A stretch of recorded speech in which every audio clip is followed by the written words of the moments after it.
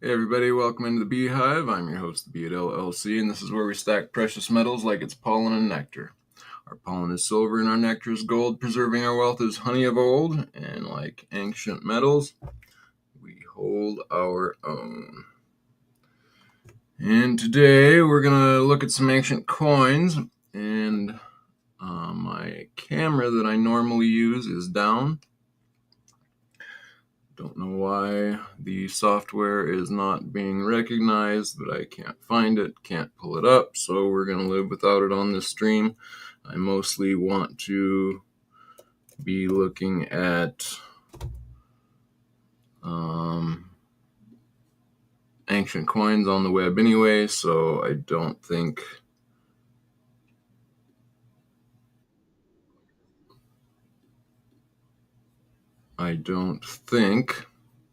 that we will need my camera very much anyway. So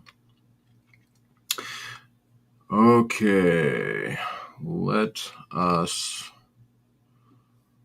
get into it here, and we're going to start with Stacks and Bowers. I don't want to spend much time on this website, as we're mostly going to be looking at C&G. Has an amazing sale that I want to show up close, but we want to start off here with Stacks and Bowers. So we have some Celtic here in the beginning, and then we move into the Greek, Calabria, a couple Calabria coins. Then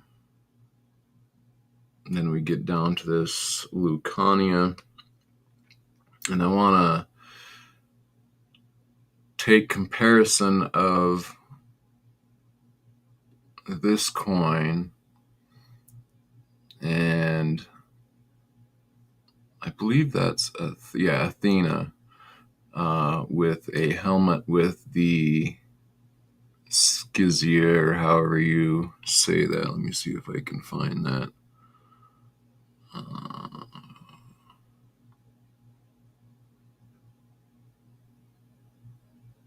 No, it's not mentioning it here, but I believe Askylla is how you say this goddess that's on the helmet of Athena. And we're going to take a look from C&G, and I've probably the coolest example that I've seen. It's a little bit different of a coin. It has the same Athena pictured on the obverse, but the reverse here with Hercules, I believe that's the reverse with Hercules killing the Numidian lion, I believe that is.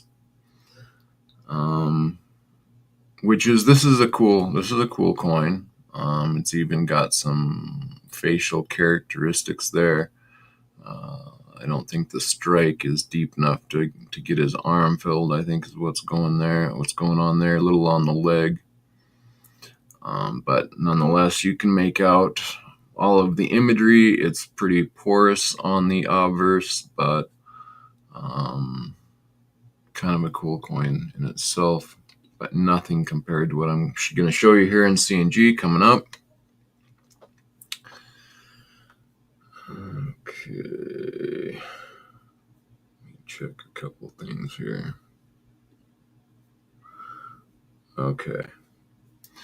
Okay, so moving right along here,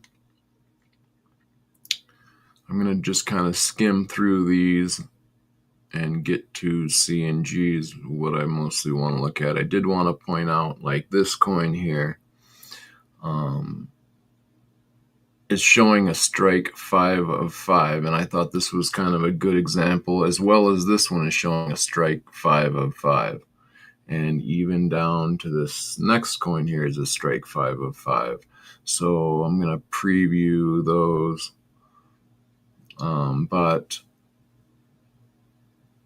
So it's showing here a strike 5 of 5, and surface 3-5 and brushed. And brushed is ridiculous. Talk about that in a little bit. But The 5 of 5. So, this is to me a good example of when they're saying the strike is 5 of 5. As you can see, the strike it was a good strike in that all of the imagery got struck into the coin. It was a good enough, deep enough strike. They put enough pressure on the dies that all of the artwork came up onto the coin. So it was a good strike in that the flan got struck hard enough that all of the detail of the die got distributed to the coin. And so that doesn't mean that it's not a wore down coin. As you can see, this coin is pretty wore down. The hair is really worn.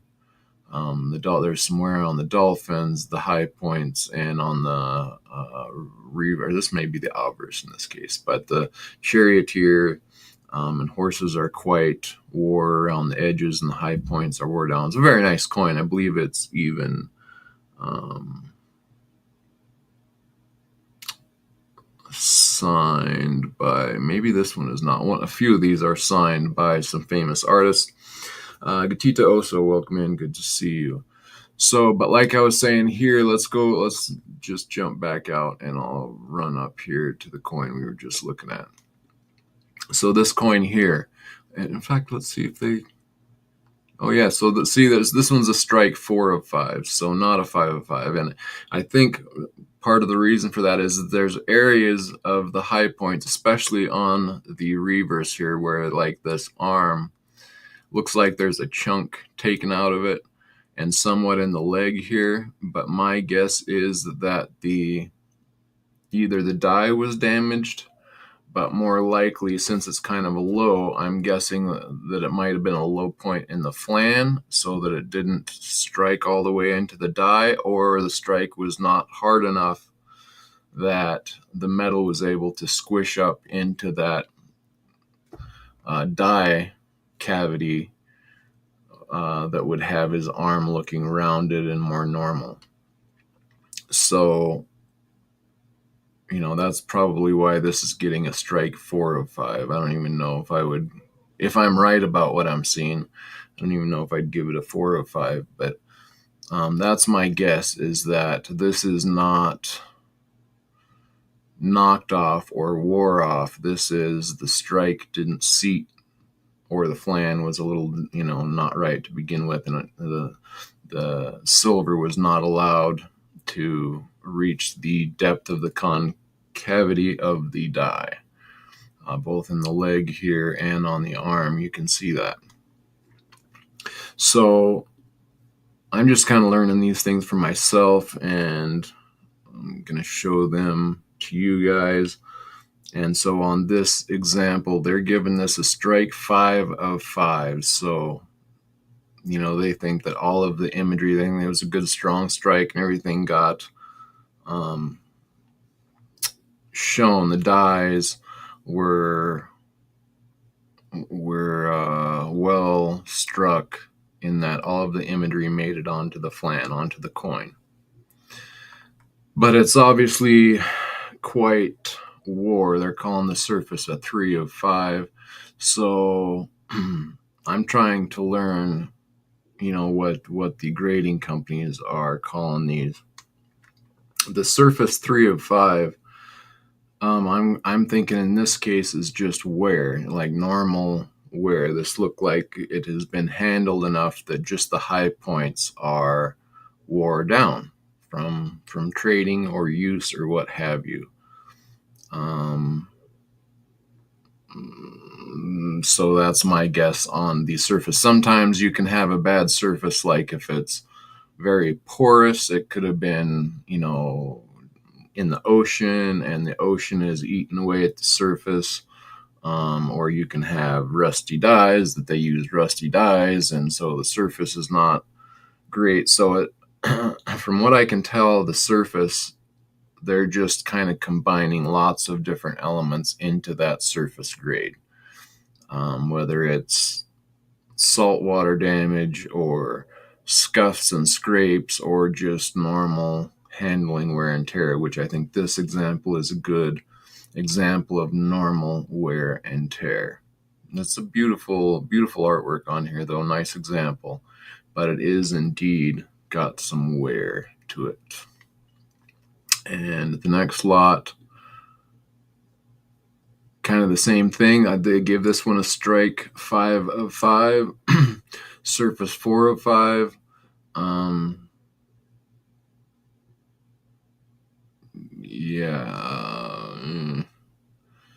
Definitely some wear here. The obverse here is still pretty nice. The reverse, I don't know if it's maybe a little bit of a wear on the die itself, but it's looking kind of rough or wore down. So I'm guessing the die was not in new condition when it was struck on the reverse here. Plus we have some wear, and they're giving that a 4 of 5. And but the obverse is quite nice on here. The reverse is a little bit rougher. And here we go again with this one. This one is definitely, I know this one is signed by Uminis, Uinitos, obverse die signed by Uinitos, reverse die signed by Uminis. And I think these Syracusans are kind of backwards in that I think the obverse is the charioteer, obverse signed by, let's see here. Yeah, the obverse is the, in this case, kind of backwards on these old Italian Syracuse coins. This charioteer scene they're calling the obverse. And that's what's interesting to me is they're giving this a strike 5 of 5. And, you know, there's obviously a lot of wear here. Some surface problems, probably from soiling damage of some sort, is my guess. This is pretty harshly worn, but they're still giving it a strike 5 of 5. The surface is 2 of 5, so yeah, surface is pretty rough. And it's not just wear, there's some other elements going on here. Decay of some sort. I don't know if it's acid etching of, the soil. I don't know if it was buried in the soil to get this look or just what causes that. But even though it's so wore down, you can barely make some of the stuff out. They're saying that the strike is 5 of 5, which is interesting to me because I can't even make out some of the detail in the horses, and I wouldn't be so sure that it got a strike 5 of 5 because how can you tell if it's wore down that far? But I guess they're saying all of the imagery is somewhat there, so it must have been a good strike. I don't know. I'm learning as I go here, so I'm trying to show you kind of what I'm seeing. But nonetheless, good artwork signed by famous die artists. And okay, let's go back to the main lots. So again, I'm just kind of gonna run through the Stacks and Bowers so I can get to the C&G auction, which is the one that I'm really wanting to highlight some amazing coins out of. But there are some nice ones here in the Stacks and Bowers, like particularly this. This is an example that I'd like to show where, so this is a Punic, Sicily Punic Intella Tetradrom.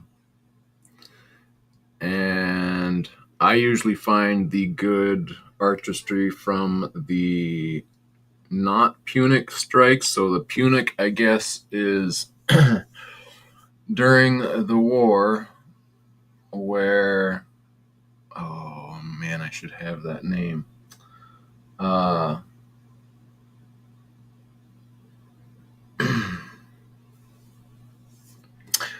where Rome was at war with Carthage, and the Carthaginians, under a general whose name has slipped my mind, who I should know, the Carthaginians had came up over the mountains and invaded Rome from I believe it was the north, and kind of surprised them that they made it over the mountains.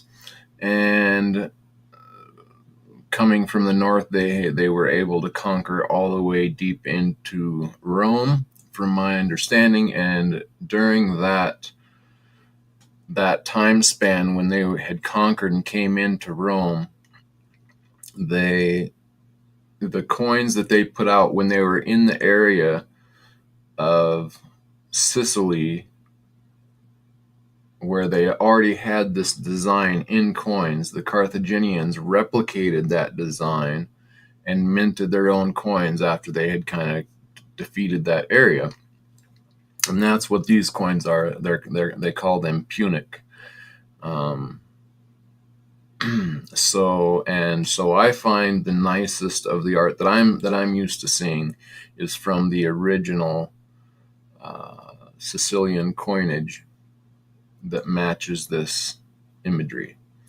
But this is a very nice Punic example. I really like the horse. Like, if you compare these two side to side, I really prefer the one on the left here, even though this coin on the right probably has better surfaces. In fact, they're grading them a surface of 4 or 5 on this one, surface of 3 or 5 on this one. I definitely would go for this one on the left here. To me, it has much better art than the one on the right. So this is an example where this coin is grading nicer than this coin, but I would way rather have this coin than I would this coin, just from the art. So I wanted to point that out. Hey, B. Taylor, welcome in. Good to see you. So what else did we have here? This is a cool coin I'd like to have one day. Not the best imagery there, but see, and again on this, for the strike, they're giving this a strike 5 of 5, and I'm kind of surprised about that, because although everything is made out, it's not as sharp. I guess since it's all there, they're calling that, a good strike, 5 of 5. But, that's kind of hard to judge, because, it may not have gotten set all the way into the die during the strike. Some of it could have been removed from wear and tear, and so it gets this look from wear and tear, or it could be that it wasn't quite struck all the way deep enough to get some of that detail. But they're calling it that, yeah, it was a 5 of 5 strike, and that it got wore down with use, I guess. Maybe it's just I'm not quite there mentally to see that difference, but I wouldn't be so quick to be sure that that's a strike 5 of 5, where they're giving lots of these 5 of 5. But I mean, obviously they know better than I do, but I'm just trying to explain it kind of from how I'm seeing it. Okay. And then another example here with these gold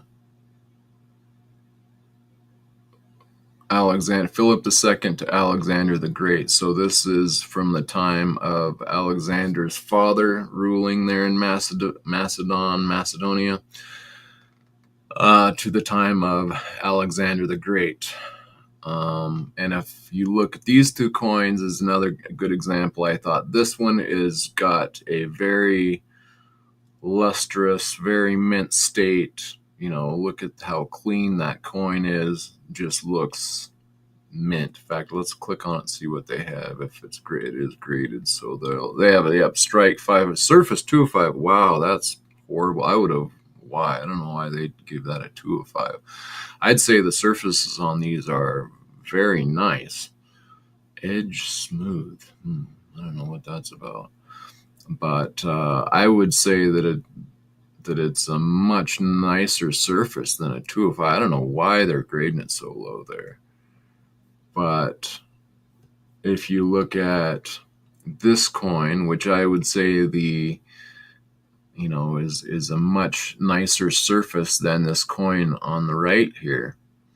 I would prefer the coin on the right. If I was going to buy one of these two, I would definitely buy this one on the right, although at first glance, it might not look quite as nice of a coin, but once you really look at it, the art is so much better, especially on the reverse of this coin. If you look at these horses, and just all of it, kind of the whole picture as a whole on the reverse there, the imagery is much prettier, much nicer than the archdie of these horses.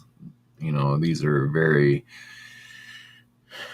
basic, not good detail, kind of replicated.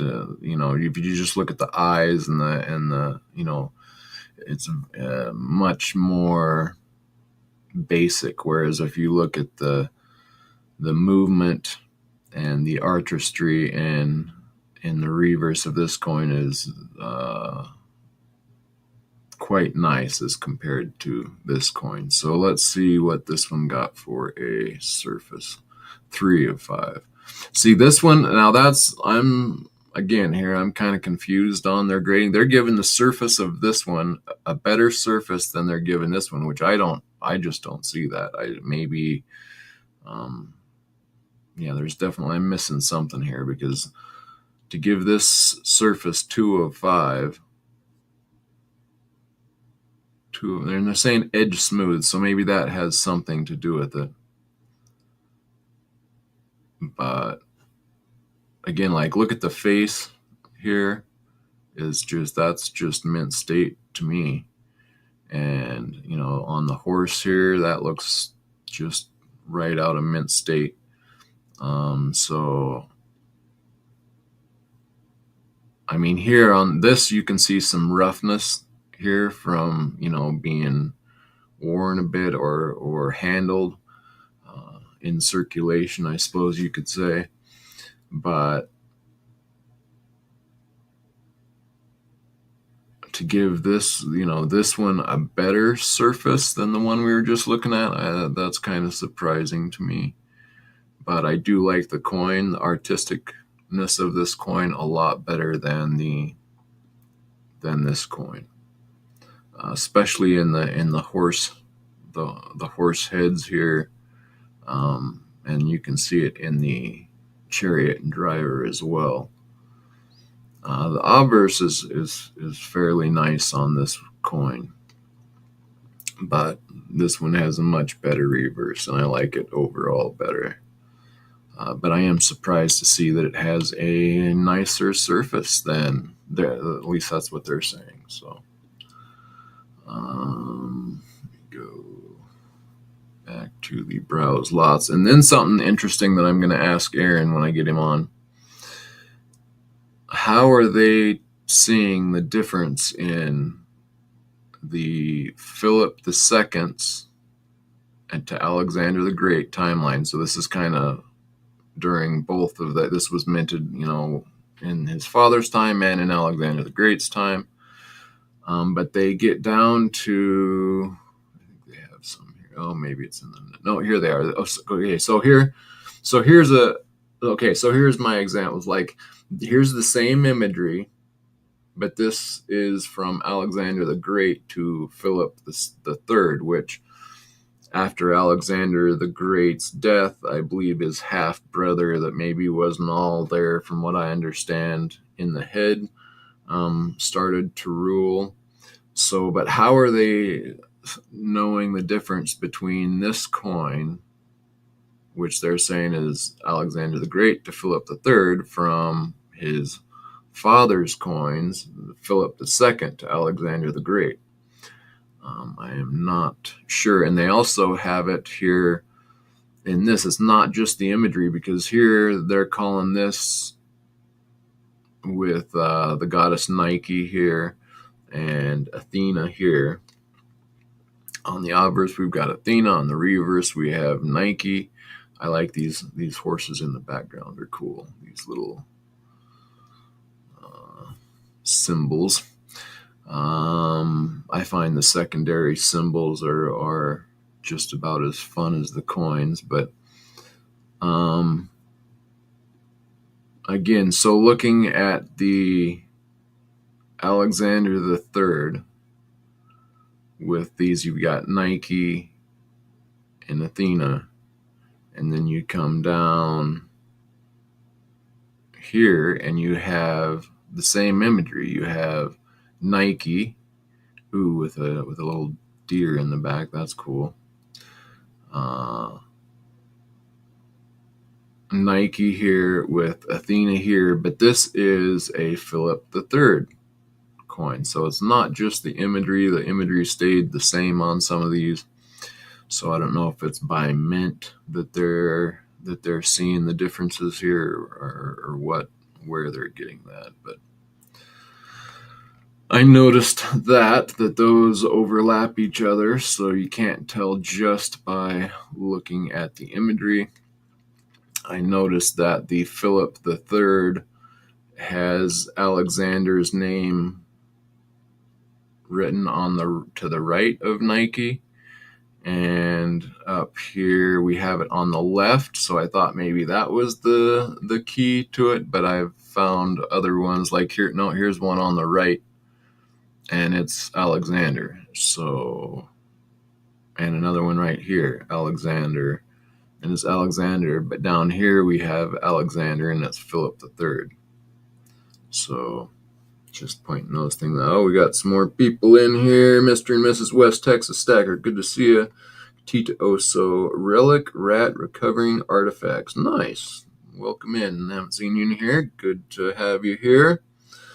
So we're just doing some reviews of upcoming auctions, and I'm excited. The main reason I'm up here today is to show you the next lot of coins from CNG, but I just wanted to point out some interesting things in this Stacks and Bowers that's upcoming too. Nice coins in both, but some amazing ones coming up here in CNG. So, okay, so moving on, I want to just kind of skim through this Stacks Bowers so I can spend more time on the CNG. Got some Alexander the Great coins here, nothing spectacular. So, for me, the more I look at these coins, the more you get to see the beautiful art, the more that, for me, it becomes about the art. Like, normally I only buy for the Greek coin art. Today, sorry, my camera is down, so can't really see what I'm holding here, but this coin I bought just for the story. This is a Roman coin. Normally I buy Greek, but this had Mount Gerizim on the back of it, which is for historical purposes, a biblical reference. The woman at the well talking to Jesus refers to her father's worship in this Mount Gerizim, whereas the Jews worship on their mount in Jerusalem, and which one was right. And this is a picture of Mount Gerizim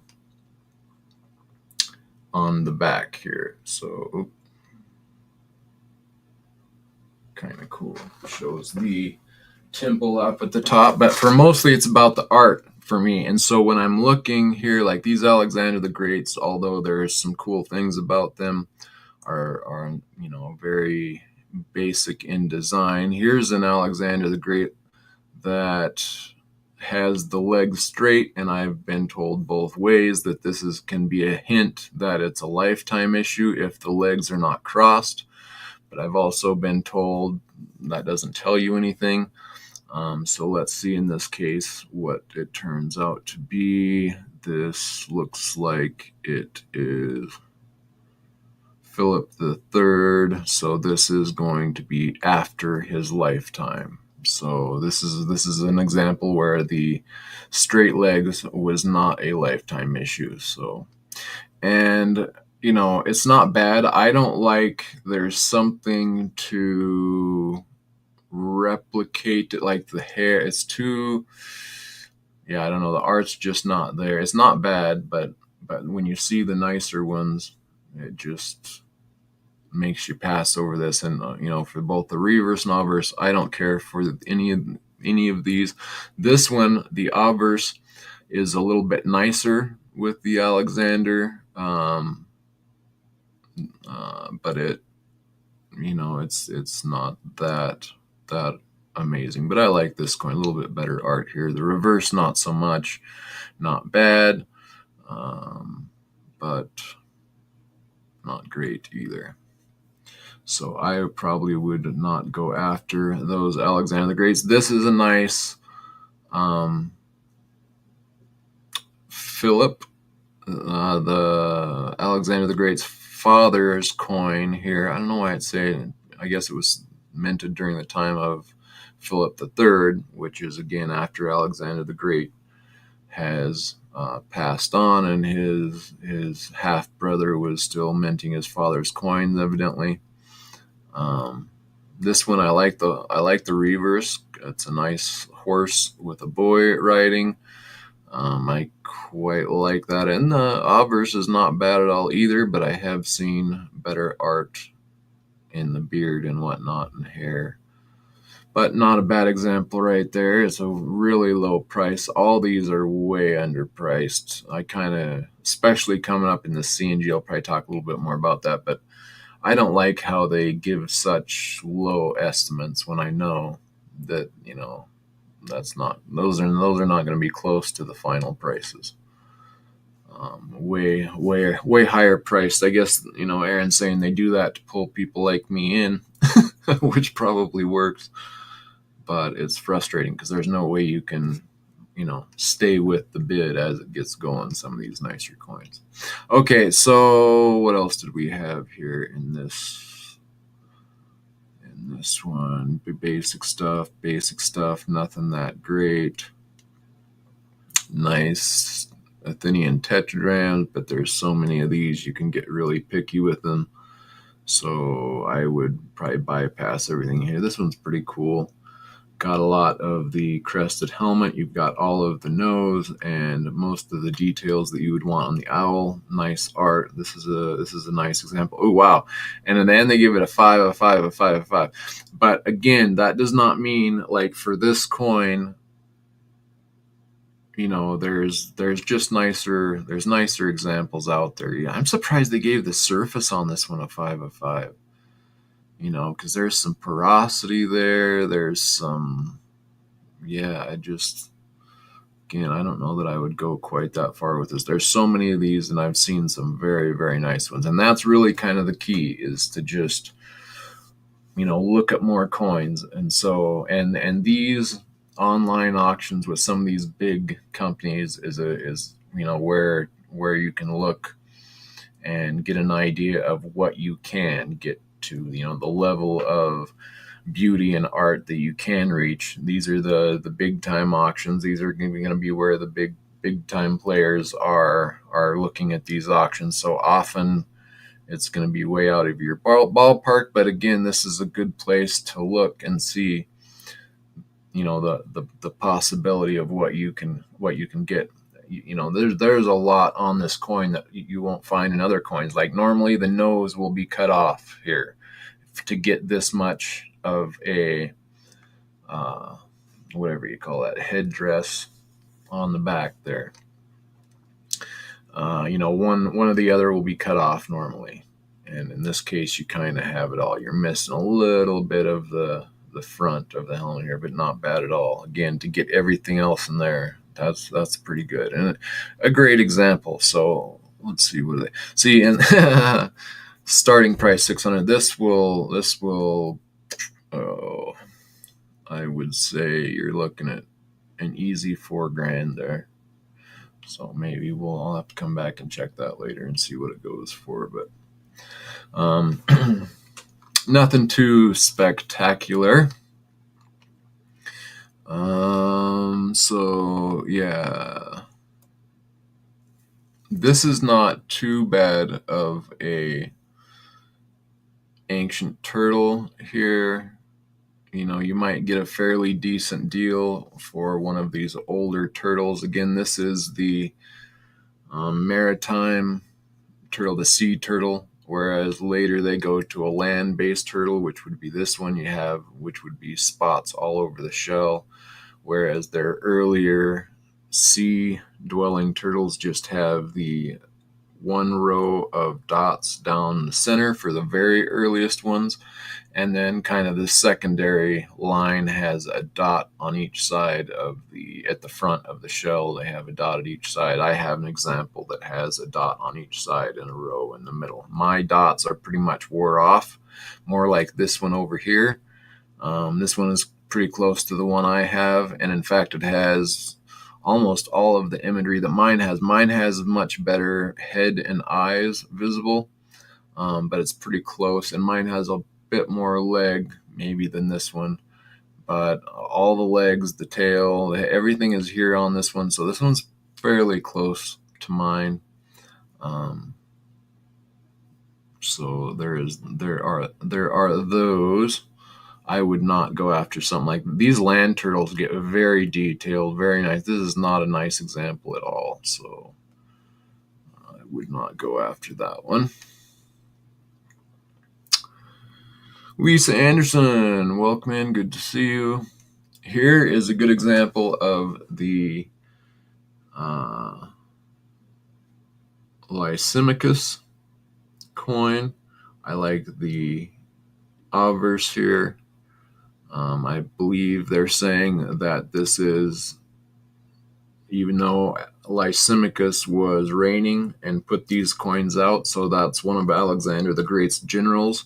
After Alexander the Great passed on, the lands that they had conquered got split in between kind of the four generals, and one of them was Lysimachus, and he put out this coin, and instead of the lion headdress, he has the horn of Ammon on Alexander the Great. I quite like the look of this, kind of a Alexander the Great horn of Ammon,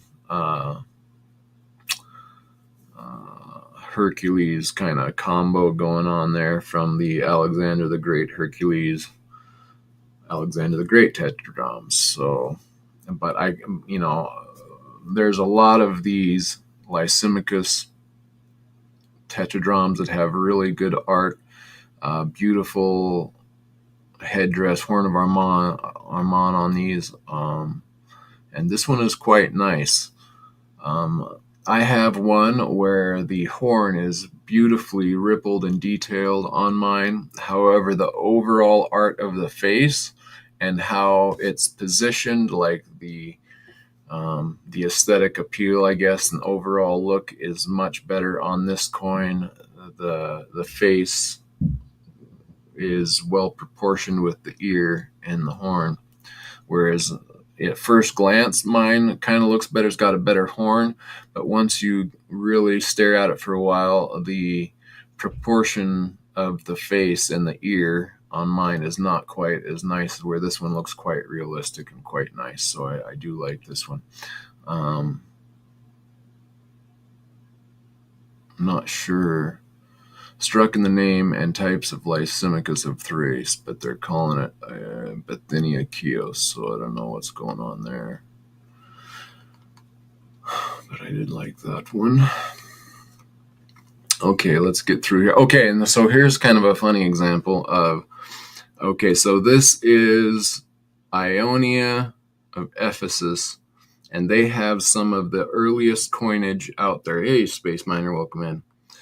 And so this goes back to some of the earliest minted coins. In fact, they're saying here 625 to 600 BC. So they're saying the very first coinage is around 650, maybe reaching back to 700 BC. But most people, I think, will say 650 BC. And this coin here is 600 to 625. And in the 100 Greatest Ancient Coins from Harlan Burke's book that he put out, and has put out several more since, several more versions, they have the Phanes coin, which is what this coin is.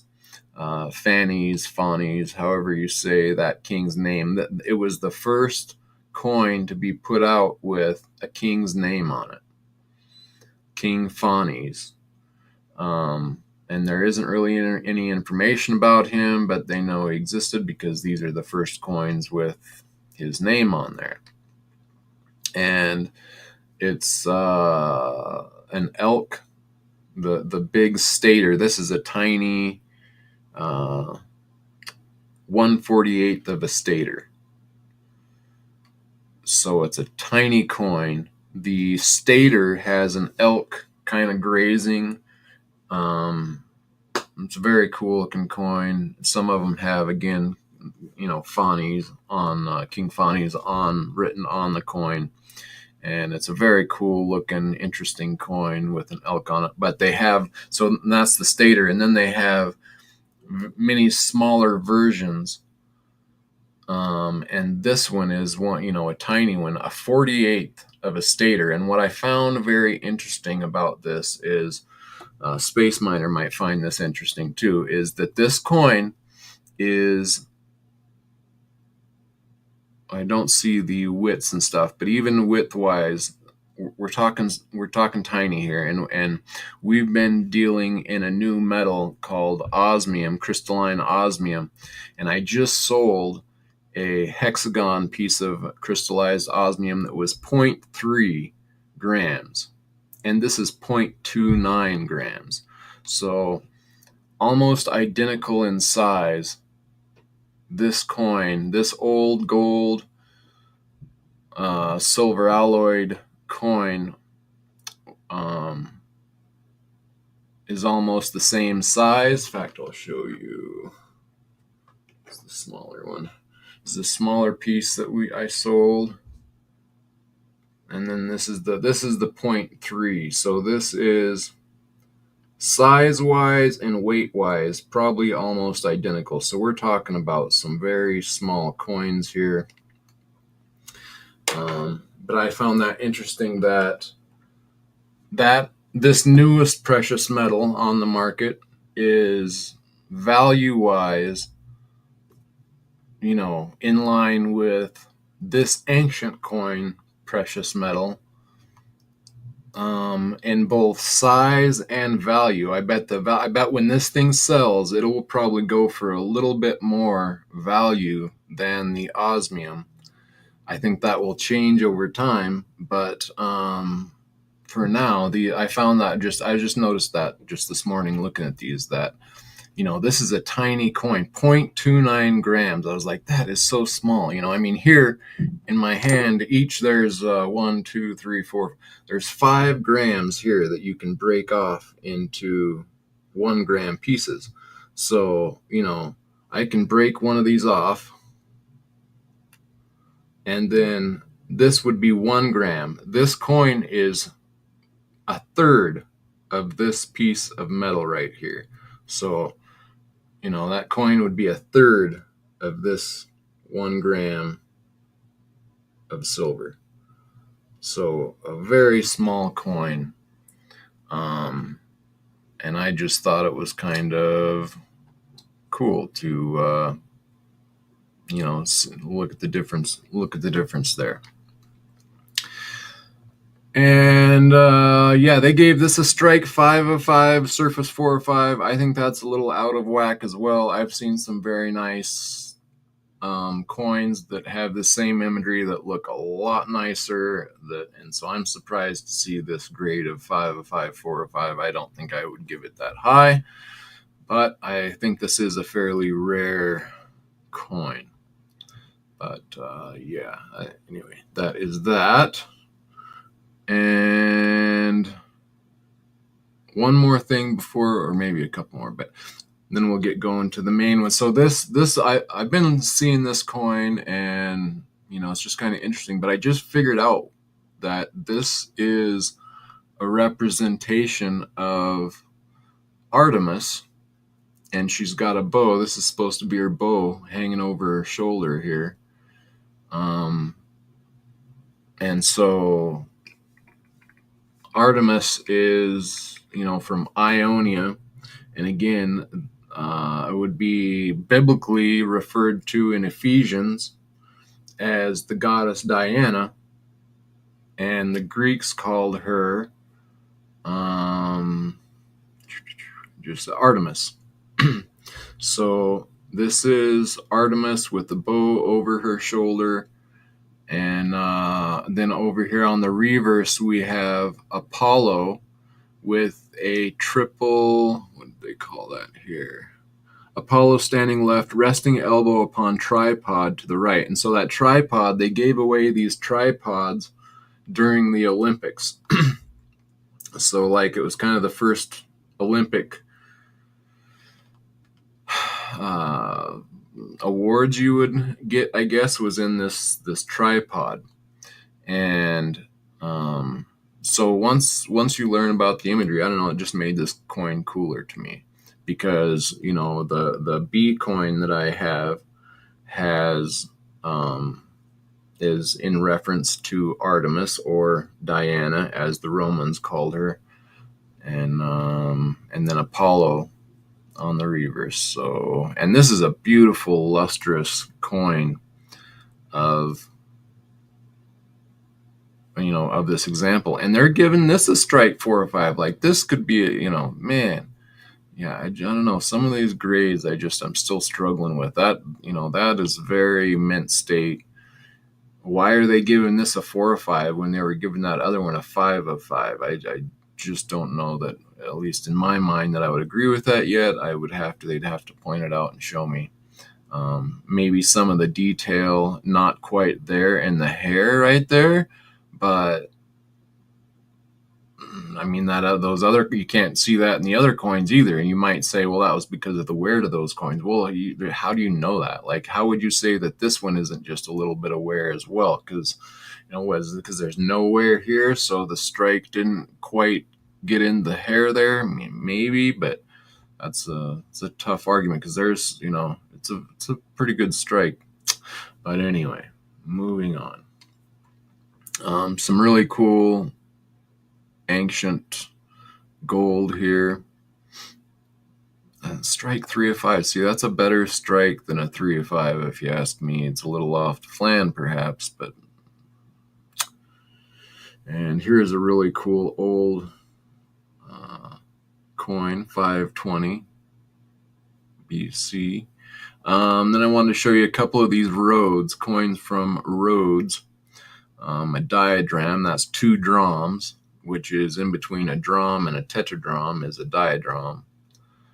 I think tetradrachm means 4, so tetradrachm is 4 drams, diagram is 2 drams, and then a dram is half of a diagram.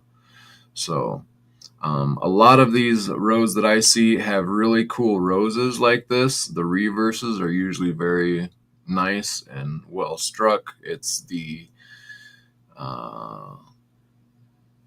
let's see who this goddess is on this obverse anyway. Here is where I find trouble finding a nice one with good art.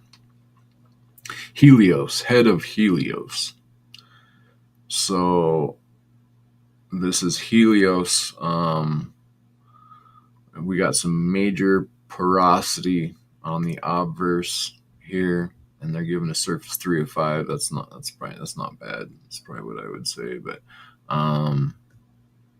and so the art on that one is pretty good. I do like the art on that. It's a little almost too clean and clear for me, whereas like this one I really like. I don't know, looks more I don't know what you would say there, more artistic in a certain way, in that it's kind of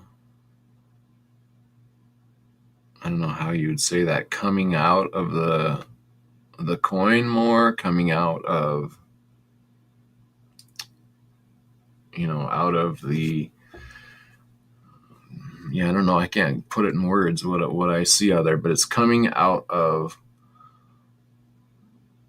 the the water, the sky, the air. Like if you were to see this imagery, this one looks more realistic artistically, whereas the other one is just very too clean and portrait like it's not, there's artistically not quite as nice in my opinion. If you have a certain taste, I guess is what it is. I can't quite put into words what I'm looking for there, but I prefer this look out of all these Rhodes coins, and it's kind of what I'm waiting for to find a good I guess this might not even be a Rhodes coin, so maybe I shouldn't even be comparing them, but anyway, that's what I'm looking at there.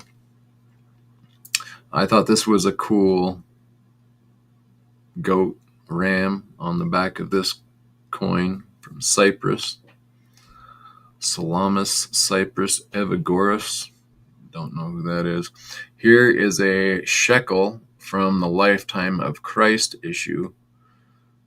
That's kind of cool. I really like the art on this one a little bit better. This would have been pre the time of Christ by a few years. It's going 107 BC to 6 BC, so he might have barely been alive per that dating system for this coin, and I quite like this one overall. As far as the shekels go, these shekels were used to put money in the temple treasury of Jerusalem. So each year the male Jews had to put a half a shekel into the temple for the yearly tax to be a Jew. And they had to pay a half shekel, I believe. But if there was a family of a few, you could just pay a couple shekels, I suppose. So you have both half shekels and shekels. This shekel here is from the Lifetime of Christ, 18 to 9 to 18 AD. So that would have been a lifetime strike. Those usually go for a little bit more. But again, I would, art-wise, I would definitely prefer this one here. And then we get into a couple Alexanders there that aren't too bad. This one's kind of cool. Not too bad of art, but the reverse is very shoddy, stick-like, thin, wasting away imagery. Not very nice. Then we get into these are Jewish, First War Jewish shekels, all the way through a bunch of Jewish war shekels for those that are after the Jewish war shekels, which would have been post-Christ, I guess you would say. Let's see what we have for you. Yeah, war 66 to 70, Common Era. So AD.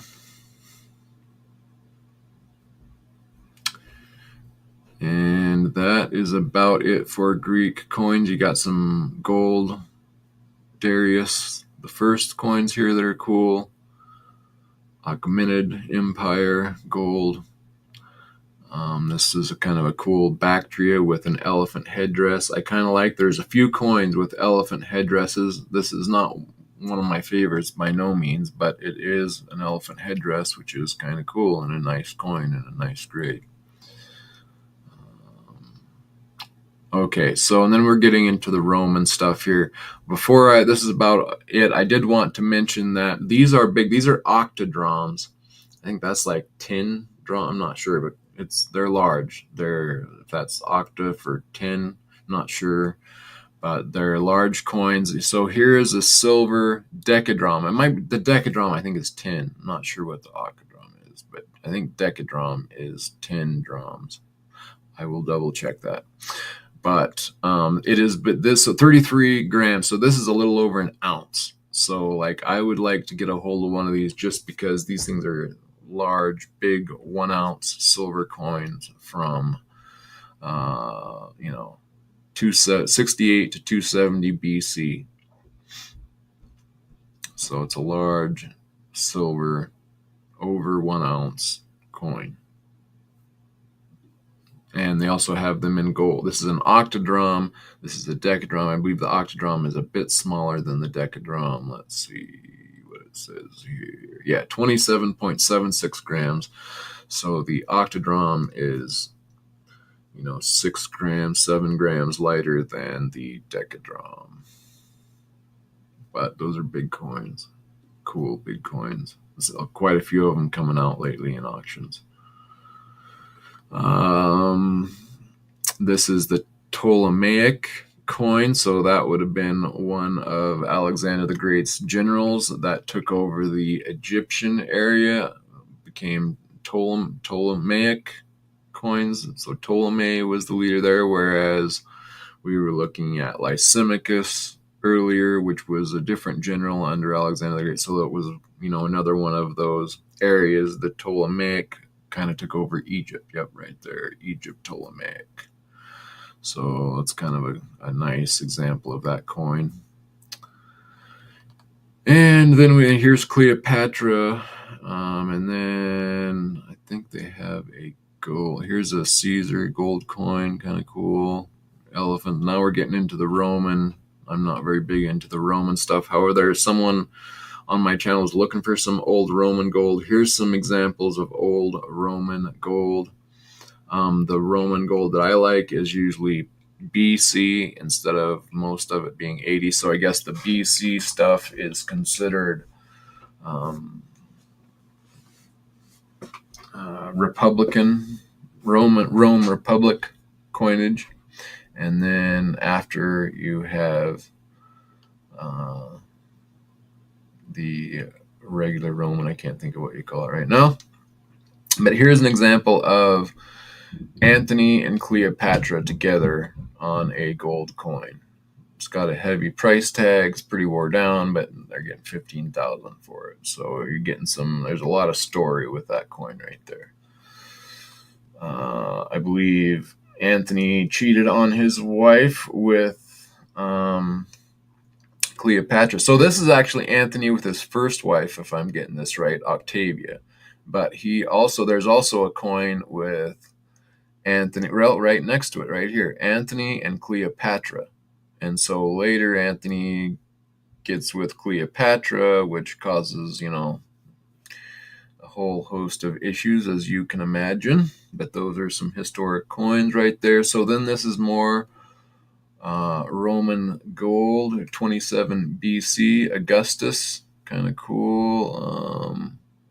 Tribute penny, possibly Tiberius. But again, when you get into this Roman stuff, that's why I like the early Roman stuff, because it's a little bit better art. When you get into later Roman, basically Byzantine, what happens at Byzantine? I lose all care when it gets to it.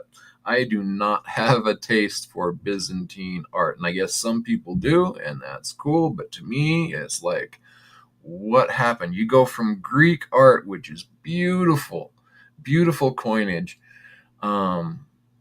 mind-bogglingly beautiful, and the story, like the imagery and the meaning that I glean from the Greek coinage is very powerful.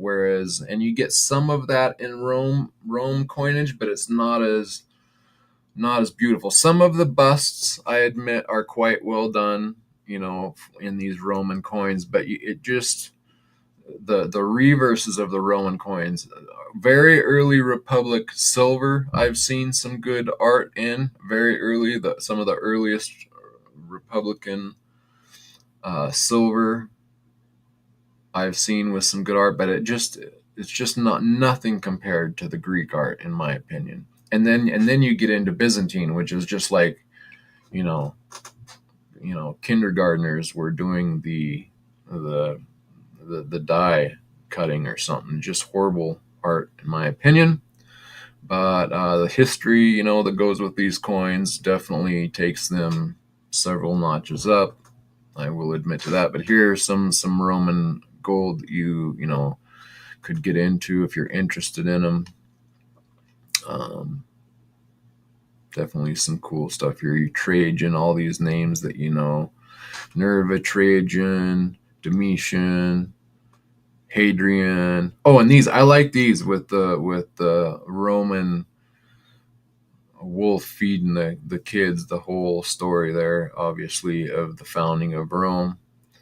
I'm sure most of you know that story of what is Romulus and Remus were like cast out by the mother. I can't remember the exact story there, but they're kicked out as babies, and a wolf finds them and raises them, and then they found Rome, and then the brothers fight, and one kills the other, and he becomes the leader of Rome. I think it was Romulus, right, for Rome, but don't quote. That's just rough information there. But here, this is the example. I think this is what this is depicting: is the wolf founding Rome, basically, with Romulus and Remus. So very cool coins here. I like those. Not too pricey either. Like this was obviously, well, I guess maybe not. I would think that these were in jewelry at some point, but I may be wrong.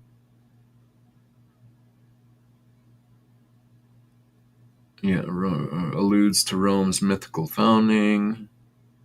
So yeah, maybe that's not a bad coin to get a hold of. I kind of like that, but I kind of stay away from the Roman stuff because I just have not enough money for the Greek. But there is some cool stuff if that's what you're into. But it's mostly the art that does it for me. See, now we're starting to get into Constantine, and your art just falls off a cliff here, if you ask me. I mean, I guess there's some people who like this, but it's just I don't know. For me, it's bad. It's not good. Of course, here we have Jesus depicted on coins, but it's again, that just doesn't do it for me.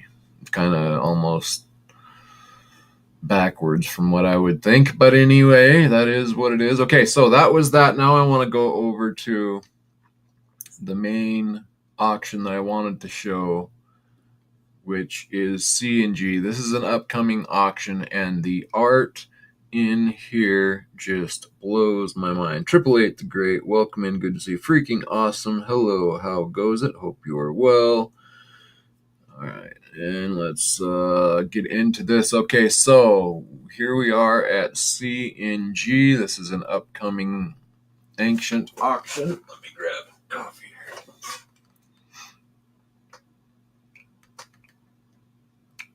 Here's a modern coin. You probably can't see it. Of Artemis. It's got the bow and arrow and a stag behind her. Some of the things that are representative in her coins. Again, the bow and the arrow that we just looked at, and my bee is also the queen bee. The goddesses in the people that the women who I guess did the libations and whatnot for the temple in Ephesus. There was a big temple in Ephesus that had Artemis, or the goddess Diana, as the Romans called her Diana, the Greeks called her Artemis. And there was a big temple with a statue of her in there, and the women who would take the both like libations and whatever offerings that they would give to her were called worker bees or something like that, because of, the combination of the founding of Ephesus from bees helping to found it, and just this representation of the nurturing of nature and on and on. Basically, kind of like, I have, that we're stacking silver and gold like it's pollen and nectar, as a bee would. They go out and they, find the good in nature and preserve it in a hexagon form as a honeycomb, and it's preserved for thousands of years. They pulled honeycomb out of the Egyptian tombs and it was still edible. So it's kind of the whole correlation there, and I guess that was also some representation that they used in the Greek Ephesus Artemis Diana story. Okay, but we are over here at C&G. I just want to show you some of the amazing art and beauty that comes out of some of these ancient coins that just is amazing to me. Before we get to some of those cool coins, this one is kind of cool. just because it has the elephant on there that you don't get to see very often. It is a shekel as well. But I want to get down here also before I get a close look at some of these coins. Well, we'll just start here with these coins of Calabria. There's quite a few of these hitting the market. I have yet to pull the trigger on one that that I like the imagery and everything about it enough to spend the money, but they all have their very cool, unique elements about them. And here we start with this one. I like this one because, firstly, this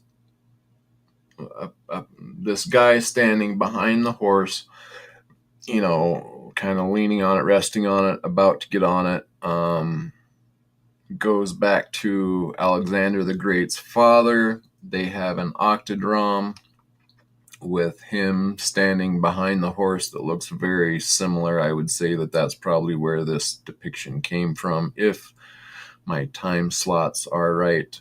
I'm guessing that the Philip II's coin came out before this one, but I may be wrong.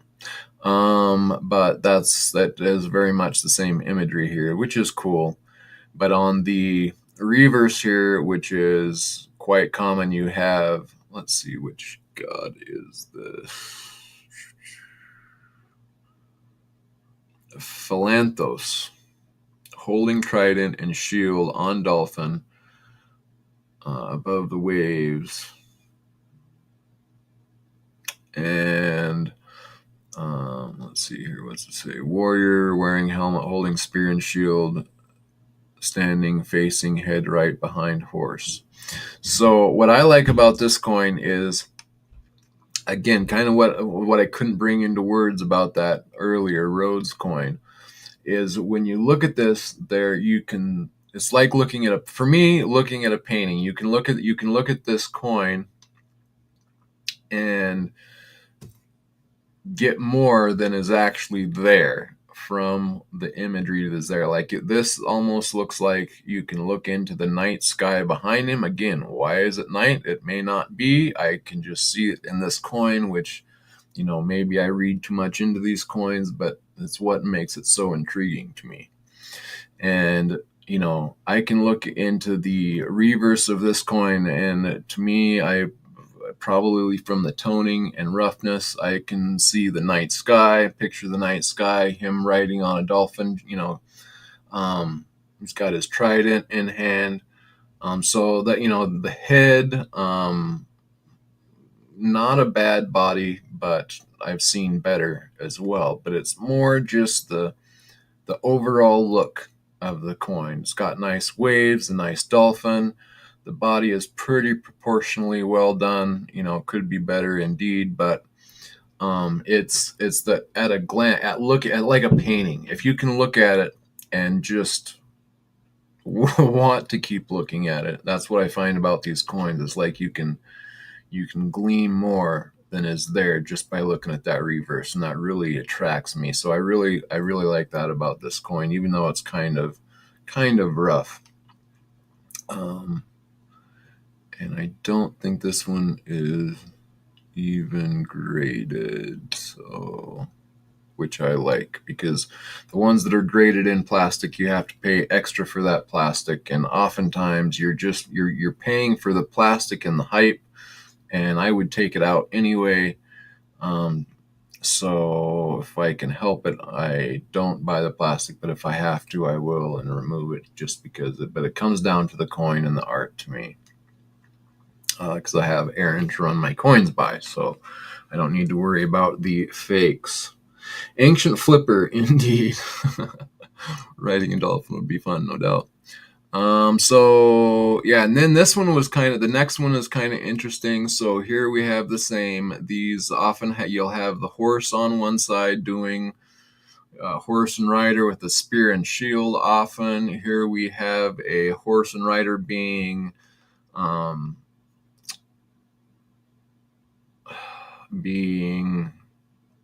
not anointed, but being crowned with a wreath, being crowned as a winner.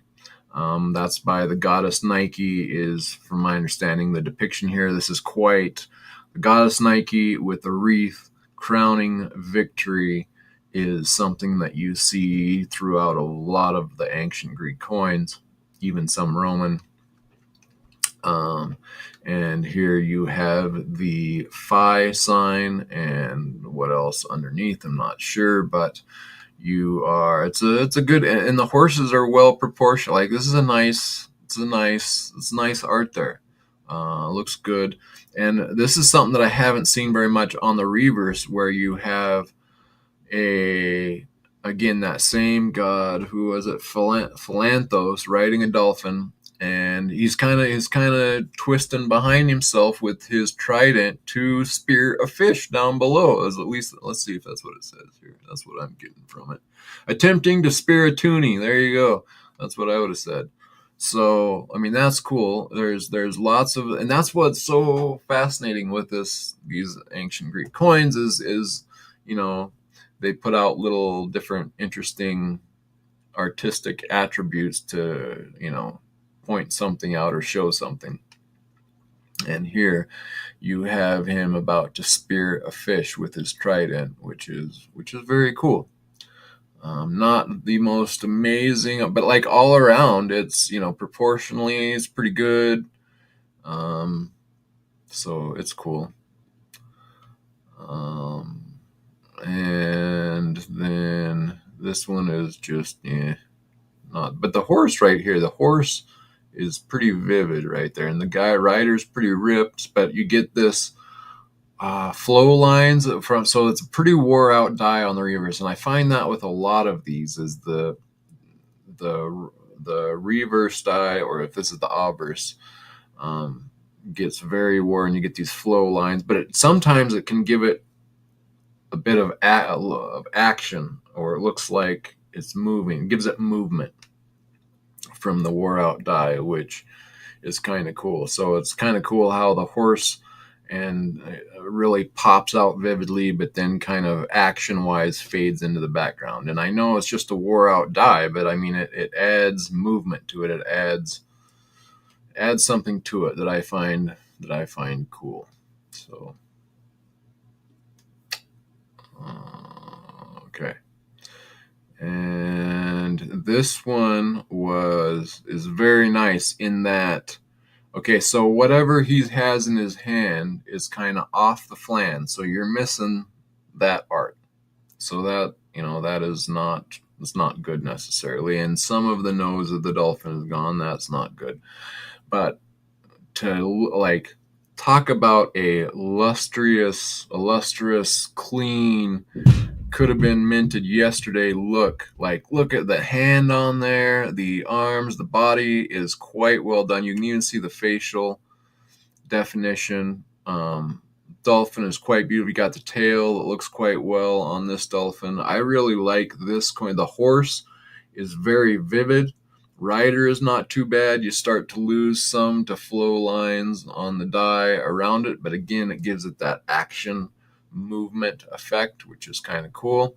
So overall, I kind of like this one because it's just so clean. Yeah. This one I'm not too big on. The rider's kind of okay, but just not there as far as the rest of it, really. But this here, here's the corn. I believe this is the cornucopia because it is kind of under his arm. There's something called a right or something that kind of looks like a cornucopia that is a drinking vessel. But I think from what I've talked to Aaron, I believe this would be the cornucopia because it's kind of under his arm. So it's either that or a right, but I think it's a cornucopia with the stuff in here. So, but that is an old imagery that's used on coins often still today. And here it is on a 2,300 plus year old coin. Gold Maple, welcome in. We are looking at some ancient coins on an upcoming CNG sale. And yeah, the last Calabria coin. I guess we'll take a quick look at it. You know, here we have, like, this is a fresh die in that there's not a lot of those flow lines yet. So this would be a pretty fresh die. Horse is pretty well done. Rider's pretty well done. If it's supposed to be a boy, which often that is the depiction here. Oh, and we have, it looks like Nike coming in. If maybe that's Nike coming in, but I'm not sure exactly what that is, but that could be. And the dolphin, you know, these were fresh dies, but I've seen a lot better art, and I would not go after this coin just because, even though it's nice, clean, fresh coin, it's missing on art and action for me. And then, of course, we have the Incus Metapontum wheat coins. They're fairly common, but fairly cool. And it looks like they are stamped all the way through, and then that punch comes out through both sides. But supposedly there is 2 separate complete dies, and like it has meta here where there's no meta to be punched through. So they are separate dies, but it looks like that it's just punched through wheat. And here's one that has, sometimes I'll have a grasshopper. This one has a lizard. We've got silver dragons there on the coin. And which moving along, then these are kind of that same strike through look that's kind of cool, but the art usually it's too not realistic looking to me. And here's where we finally, this is where I wanted to start my live stream. So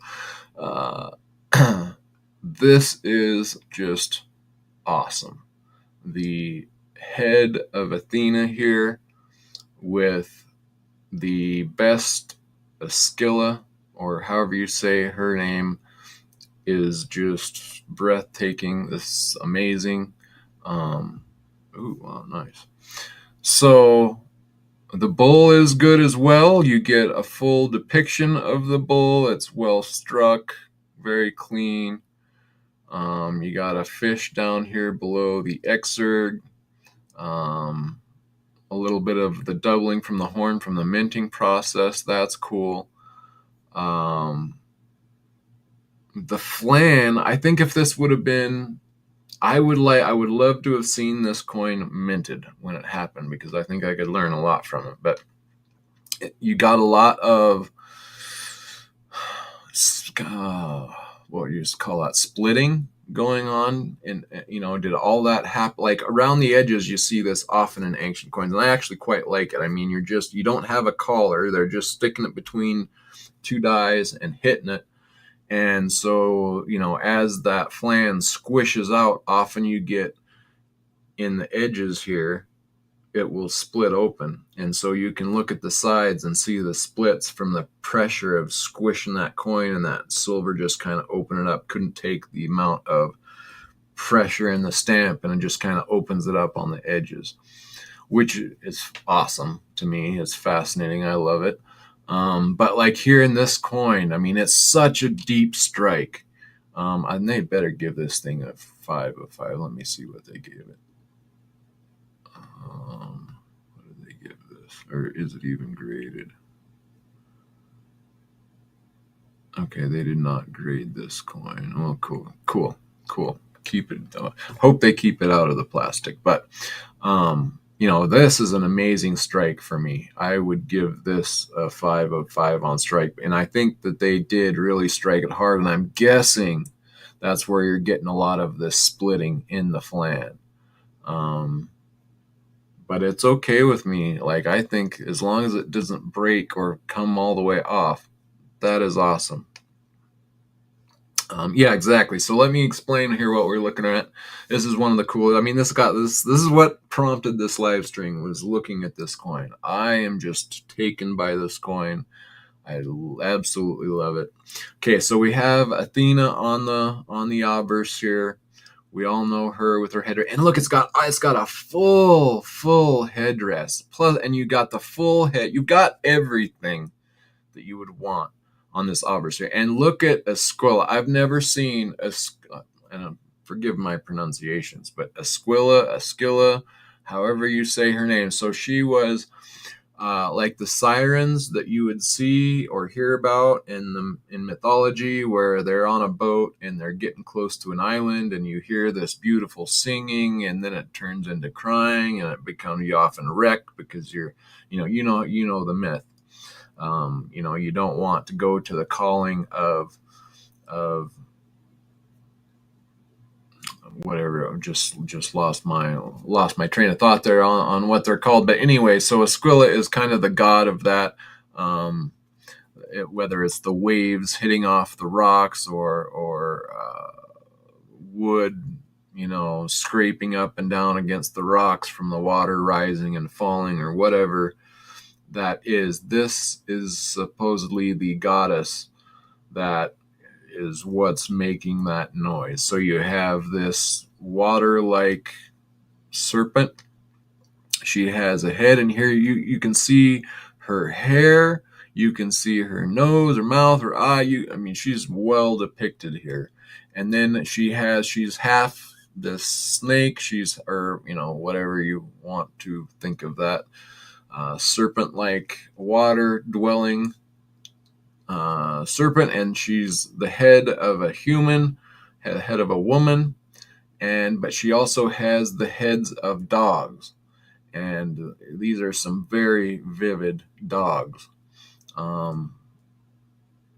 So for me, this is just everything is here. Yes, there is some wear here, but my goodness, I would say that's a strike 5 of 5, and I would, maybe you could get more vivid, defined imagery. Like there might be some wear to this. You can see some of the, maybe some of the hair lines did get wore down there, but all of you can see an ear, the eyes, the nose, the mouth, like all of it is still there. And with the same with the dogs, like their ears, their eyes, the mouth, even well depicted. Amazing to me, getting all of that art into that obverse of this coin is just impressive.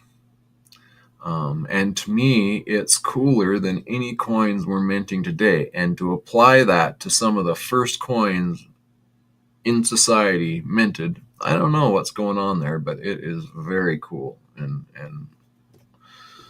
anyway, yeah. So this obverse is just, it blew me away. I absolutely love it. You've got the full helmet, all the vivid detail of the helmet, the hair protruding out below the helmet with the lines, like there's a bit of wear to it, so you might get more vividness on a strike, but that wouldn't be probably from the lack of strike. It's probably just a little bit of wear. So I would give it a 5 of 5. And surfaces here, I don't know. Again, that's why grading on ancient coins can be so subjective, because even though you have some, you've got some cracks here, you've got some porosity here and there, some scraping, brushed. But this is what I'm looking for in ancient. This wouldn't, to me, it's perfect.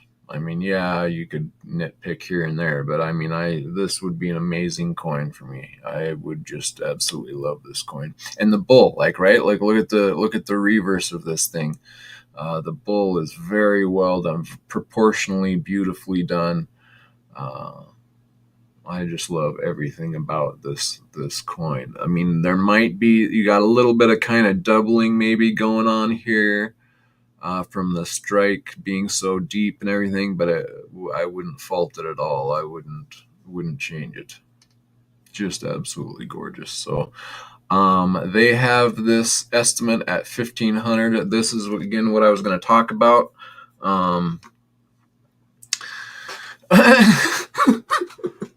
Space Miner blames microwaves and remote controls for the loss of effort. Yeah, right? That's funny. But yeah, so here's an estimate that is frustrating for me because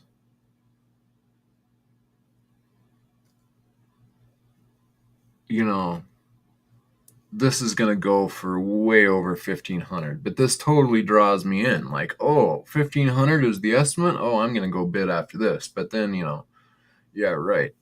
CNG is a big world famous auction house, and there'll be big names looking at this, and I should go read, I will at some point go read through all of this. Very rare variety as a Nomos, none in coin archives. It's been sold once in 2004, and whole write up here, I'll have to go read about it. But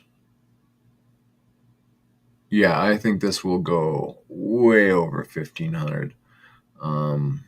Maybe because it doesn't have a pedigree pre 70, you're getting a little bit of forgiveness here.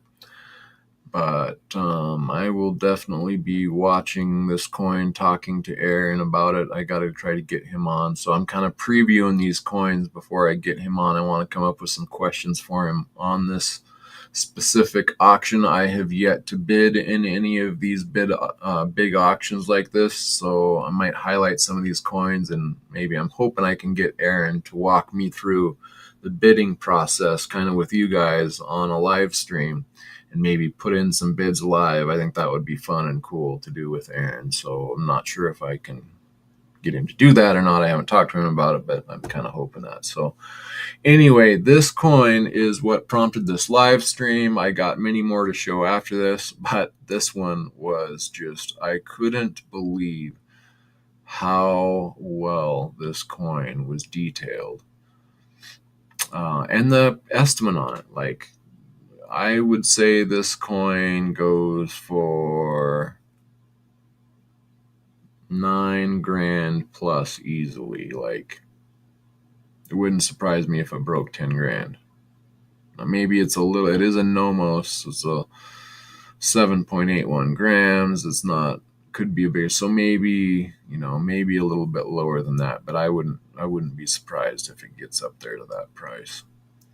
So probably over my head, but I'll be watching. Okay, up next. So here's another one. So here's another example of it. And then again, another great coin. I would love to have it. And in fact, I like, this one for me is, yeah, it's just amazing.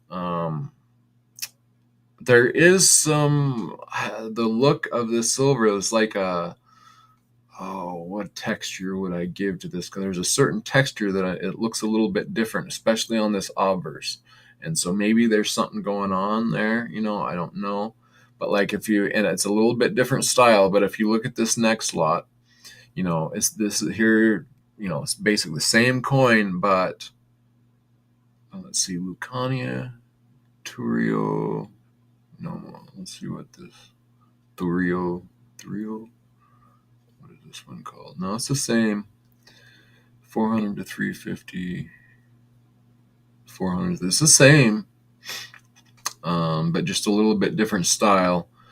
And so this even looks like a little bit older style of Athena with her head, but the Esquilla here is quite nice, and the dogs look more almost like lion head cat, like a lion head, like a mountain lion head almost is more what I'm thinking, but I'm sure they're just not quite as well made dogs. But like overall, everything is pretty good here. Like, this is a good Esquilla too. You can see her head, her hair, her arms, her breasts. Everything is pretty good here. I mean, this is a beautiful coin. I would love to have this coin with a bull. Look at the bull. That great depiction of the bull as well. You're getting a little bit off the flan with the head there. Fish below the exerg. We got some writing in this exerg, which is kind of cool. So again, this is a great coin. I would love to have this, and it's estimated above the other one. Again, not not in my world. But this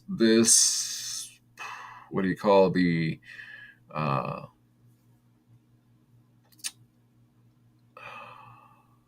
do we call this is April 1970. So this would probably, this is 70 on the dot. So pre 70, I bet this would make pre 70 pedigree. So that's probably some of the price edition. Yeah, July 1930. So this is pre 1970. This has a very old 1913 is an old pedigree. So that's definitely where you're getting some of the price tag added in here for sure. And it is a beautiful coin. So, but you know, just looking at the art in this one is just blows me away. So I would like either one of these coins. And let's just keep going. Then, you know, this is a cool lion. Cool. So like the art in this auction, I found a lot of good art, and that's what I look at is art. So I'm very impressed with this. Oops. With this artwork.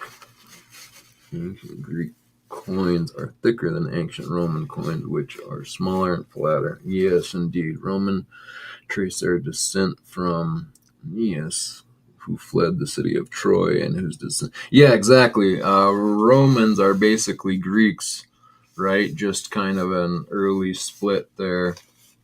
But the Greek art, like, the Romans did not take the artistry with them when they left, in my opinion.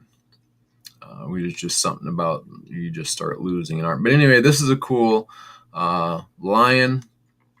In this headdress, you have Pegasus in the headdress instead of a Scylla.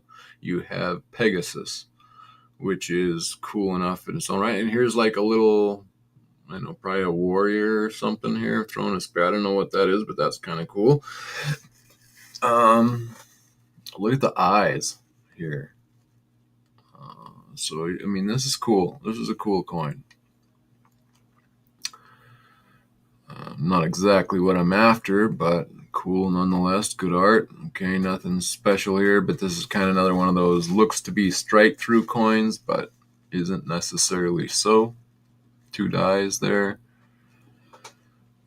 Okay, and here is the tripod. This would be the Olympic tripod that you would win if you win, if you win an Olympic game. You would get, one of the things. I don't know if it was the first prize or they gave one away for each different event or how it went, but this is often a depiction of a tripod that was given away as a prize during the Olympics. What's it say here? 2 serpents rising from the bowl set on a base of 3 lines. The tripod is all version.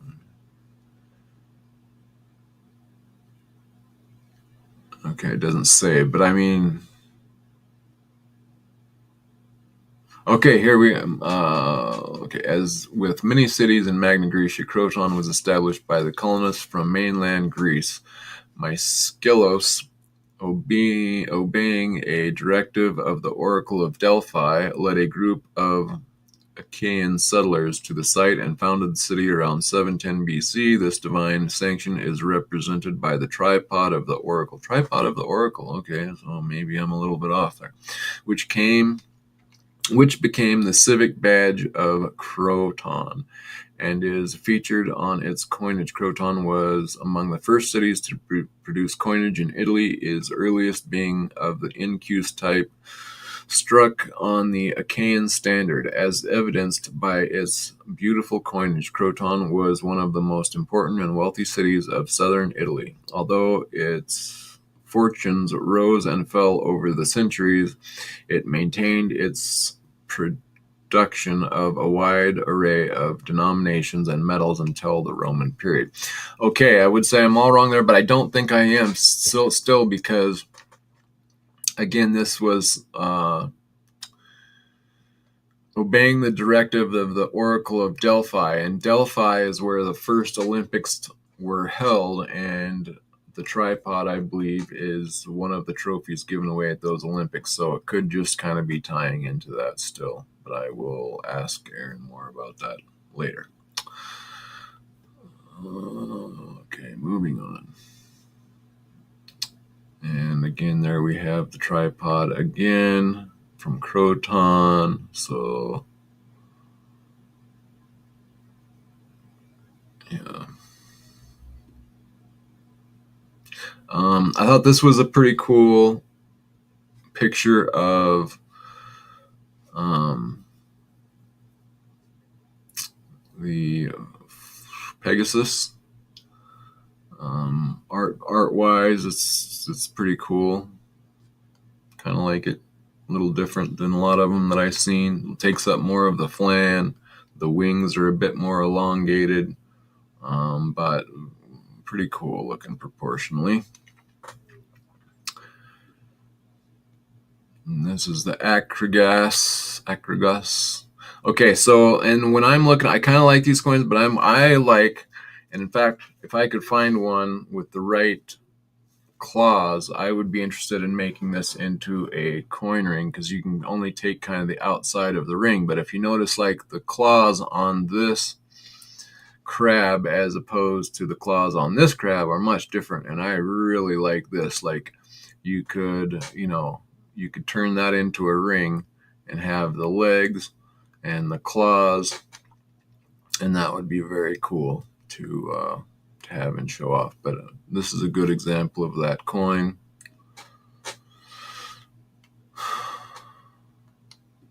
I'm just going to skim through some of these. Cool art here on this Catane, kind of wore down.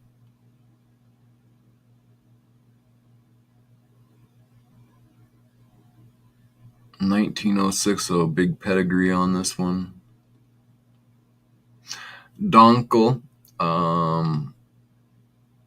which is a port for that they would bring ships into. So this, as you can see here, there's this line, kind of a half moon circle here, which was like a port that the ships would come into, big trading post from my understanding. And, the dolphin representing that port and water.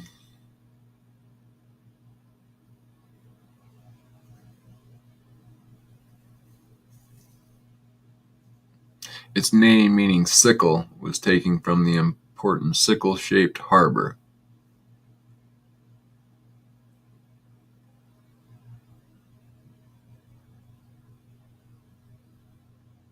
They renamed the city after it got overtaken, Masana.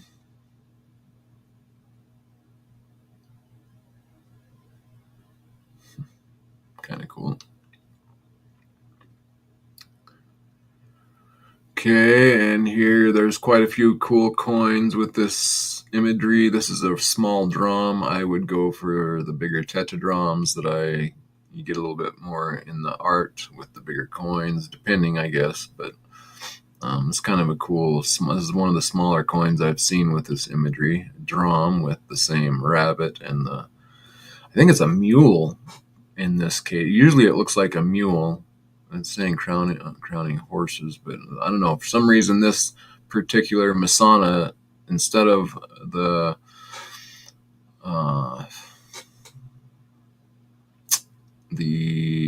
cart being pulled by horses, to me it looks like it's being pulled by mules, but it could just be the look of the drawings. These are obviously look like horses.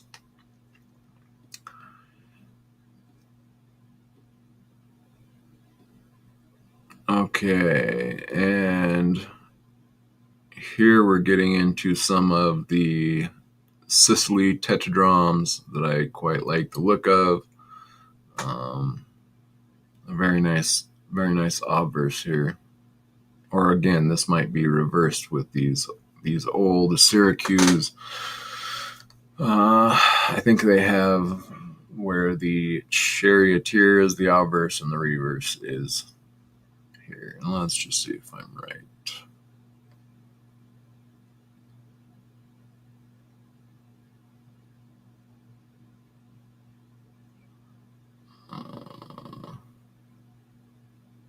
Charity doesn't really say, but I think so. I think the obverse is with the horses here, and the reverse is the head of Arethusa. So these, I really like these coins, especially some of them, and the hair that can be look like she's in a pool of water. That's why, of course, she's in the water with these dolphins swimming around her. She's a water nymph, Arethusa. So some of these are very, very beautiful. It's not a bad example. Very clean example. Fresh, nice strike, good strike. Very fresh.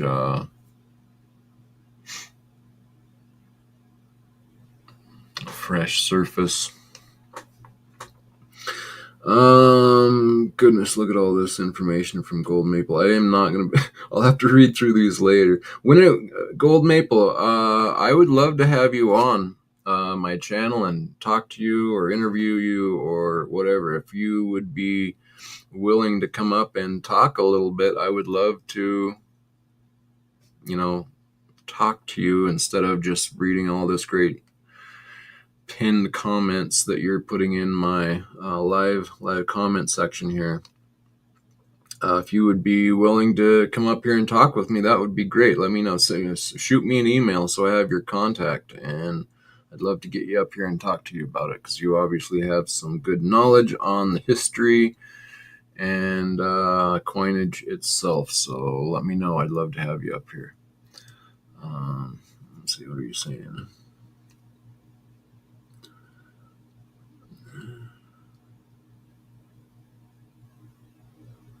Yeah, so you definitely have, unless you're just pulling all this directly from the net, which is fine too, but like it seems like you have all this info in your head, so I would love to pick your brain about it.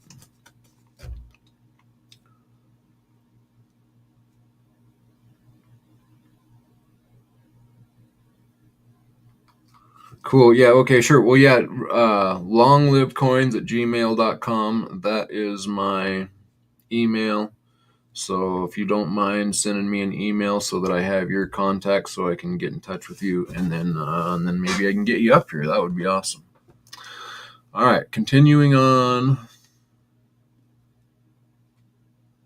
Okay, and notice normally there's 4 dolphins in the reverse of the coin here. So we got 4 dolphins.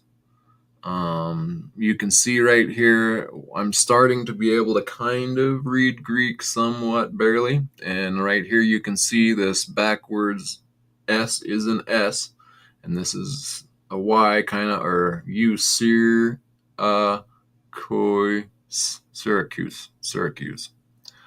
is what that's saying. And this must be Huron. I'm not sure about that, but ION.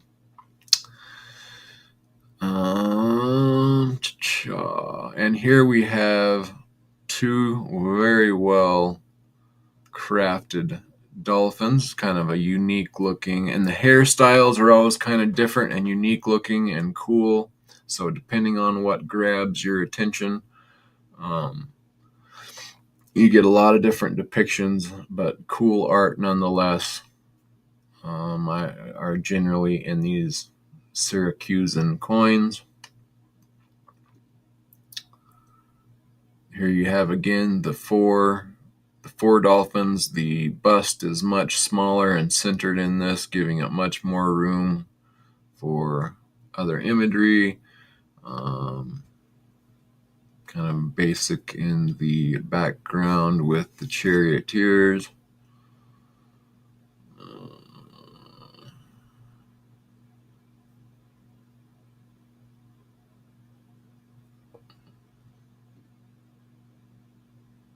Wore down. Here's a nice obverse that has not been wore down. Nice strike on the obverse.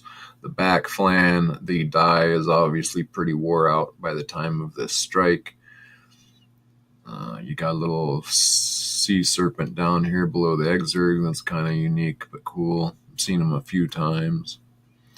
But here you have very defined hair lines.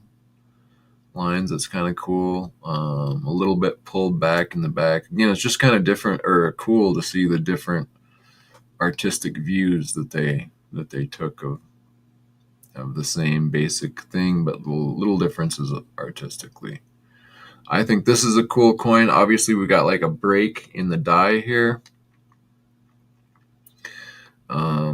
At least that's my guess, where you're losing some of the imagery. Looks like just a chip out of the die, but it's good art. Good, her face is quite beautiful. Nice, 4 nice looking dolphins. I kind of like this coin.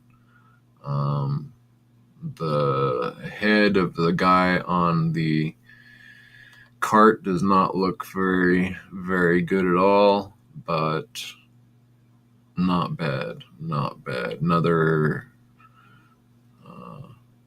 serpent of some kind on the bottom under exurg's kind of cool. Nike crowning the horses. The horse head here is a little off. This one's pretty nice, but not too bad.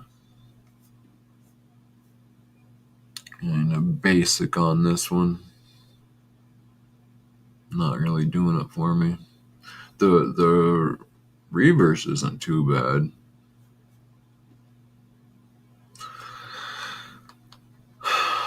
It's kind of a unique headdress going on here on this one. The head of Arethusa.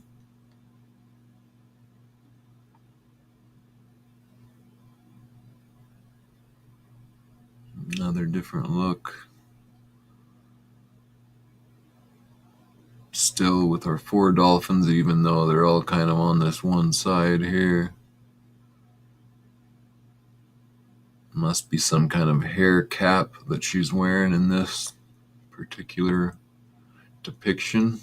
And here you have Nike crowning the charioteer guy instead of the horses. That's kind of interesting. They go back and forth between, sometimes they're crowning the horses, sometimes they're crowning the charioteer.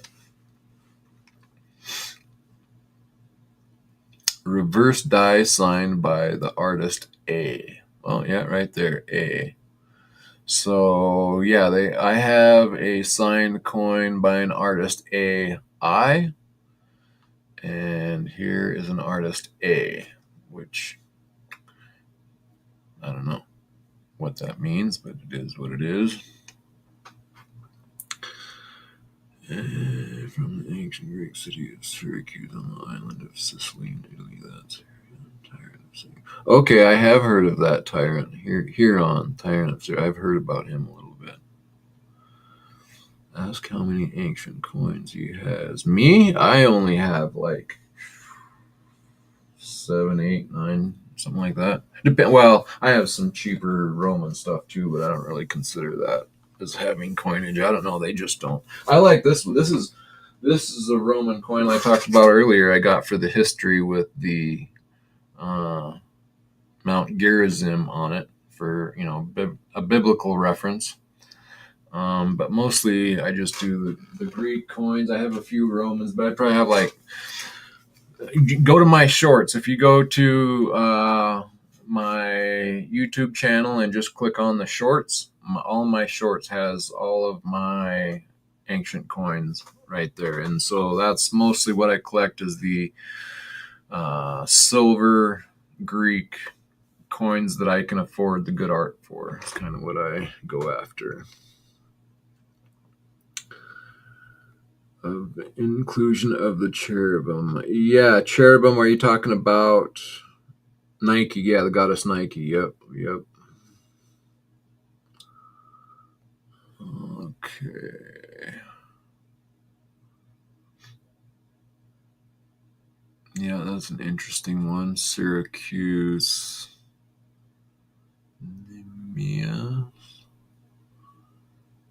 Eumenes? Oh, that's signed by Eumenes. That must be a signature right there. Eumenes or something, huh? I don't know. Interesting. But see, like here, I don't know what happened here, but this is not a good reverse or obverse in this case, I guess. That's the worst. That is the worst Syracuse obverse of a charioteer I have yet seen. Looks almost more Roman charioteer looking. Very not good. I don't know what you call that. Childish. I don't know. Poor art. But here you can see, so the goddess Nike is coming in here to crown the charioteer. Normally she's flying the other way and going to crown the horses, but it does go both ways. This is much better. I bet this is a famous artist here. Yep, obverse die signed by Euenetos. So Euenetos and Kimon, I think is how you say him, something to that effect, are like the best artists sought after. And it doesn't take, you look through some of Euenetos and Kimon's dies, and you'll see why. Like, you know, some amazing, you know, this again, you can look at, and this isn't the best, there's much better examples that, like I was talking earlier, if you can look at the coin and it's like looking at a picture where you can continue to look into it and see more stuff. Like there's so much happening there. This one is, I would say, cleaned a bit harshly and takes some of that effect away, or wore down a little bit, but beautiful art nonetheless. You got your 4 dolphins here in this one, and her hair is kind of tied up. I kind of like that look of her there. There's better, but this look is kind of cool too. It does kind of give you the, like it is in the water still. There's still some loose waviness to it. Beautiful face, beautiful, even though maybe a little big on the eye. There's a beauty to the eye that's very cool. So yeah, this one is signed by Euenetos on the obverse, and the reverse by Euclides. That's another fairly famous artist as well. Cool. Okay, and here you go. Here is an example of looking into a coin where at first glance you're like, yeah, that's not really much, but just look at this coin. It's like, to me, I kind of, there, I don't know. I don't know what it is, but there's something about these ancient coins that brings it to life, or there's this by looking into it, you can glean more from it than like that you're just looking at a coin. It's like looking at a painting, and this picture very much so. And this is not a good, I mean, like, this is pretty beat up coin, or pretty a lot of porosity. There's some definite acid etched porosity here, whatever you would call that, being in the ground, damage from leaching, or however it gets to this aging, leaching. I don't know, maybe gold maple has a better vocabulary for this type of thing. But this again, reverse die signed by Euclides.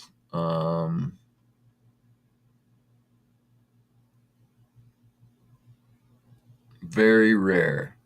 Only 20 examples noted, of which 11 are in public collections. So the rest are probably like in museums. So this is one of 11 examples that you could buy and hold in your hand right here. So there's only 11 other ones of this type available for auction. Now, again, it's very porous. There's some definite problems here, but again, the more you look at this, the cooler it is, and the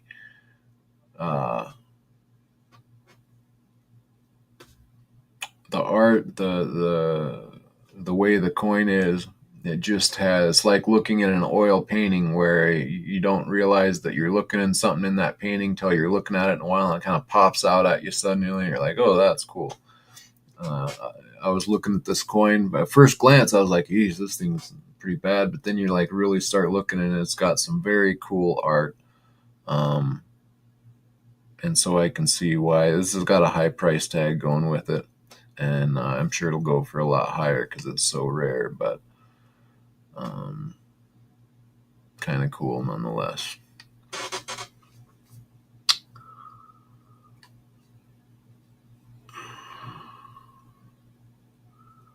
Yeah, Ahura Mazda. I know about old Ahura Mazda.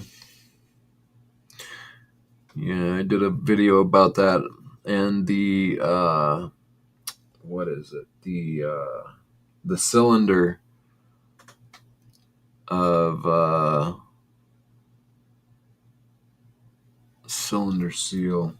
Anyway, in the cylinder that they found in the Persian area that has what's his name given the Jews the go ahead to go back and rebuild the temple, and it talks about the Ahura Mazda then that he allowed, for one thing, he allowed during that time while they were correct me if I'm wrong on this, Gold Maple, but while during the time when they were worshiping Ahura Mazda, he was also allowing the nations around to worship the gods that they wanted to worship.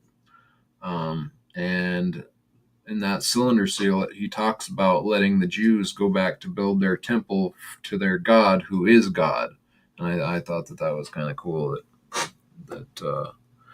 And that was kind of also, I believe that Ahura Mazda was one of the first. They had many gods, and when they went to Ahura Mazda, I think that was kind of a first time that they put one god overall. I think Ahura Mazda was considered god of gods. I could be wrong about that. I mean, you have Zeus, you have Baal, and so when and I have these two coins too. I should have them out. But so a first coin that I have with Baal from Tarsus has Baal on the Baal seated on his throne with a scepter, and then Alexander the Great goes and conquers Tarsus, and then he puts out his famous tetradrachm that I was just had up for sale last week, with Alexander as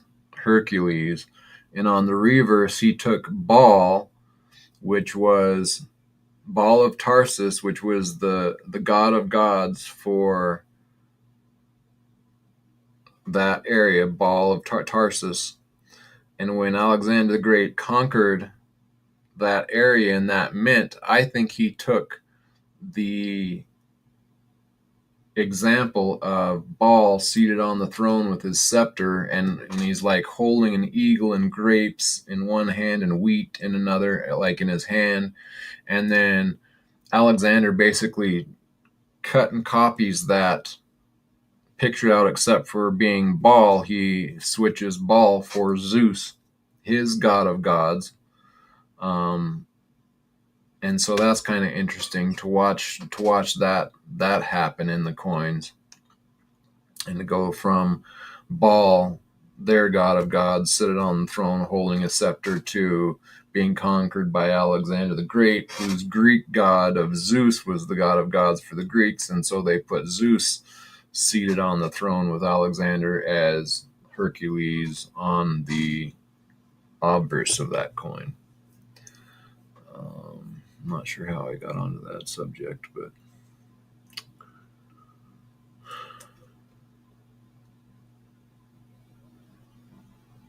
yes, this is often happens. Sometimes overflan overflow, sometimes used by numismatists when the flan was too large for the die, leaving designless border. I think you kind of mean the other way, but yeah, the flan was often too small for the die, and so you wouldn't get all of the imagery onto the coin because the flan wasn't big enough for that imagery, or it had to be just centered just right when struck to get it all in. And that's kind of what makes coins more valuable or unique, is if you get both sides well centered and you get all of the art, and it's good art, and you gotta, all of those steps line up until you get like the very nicest coin of that series. As you got the most art in there, it's the most beautiful art, it's well centered, fits on the flan, all of the above. OC Stacker, welcome in. I didn't see you.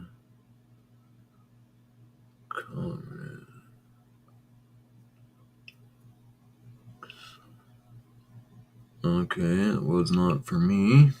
But welcome in, OC. Paul of Tarsus, real name was Saul.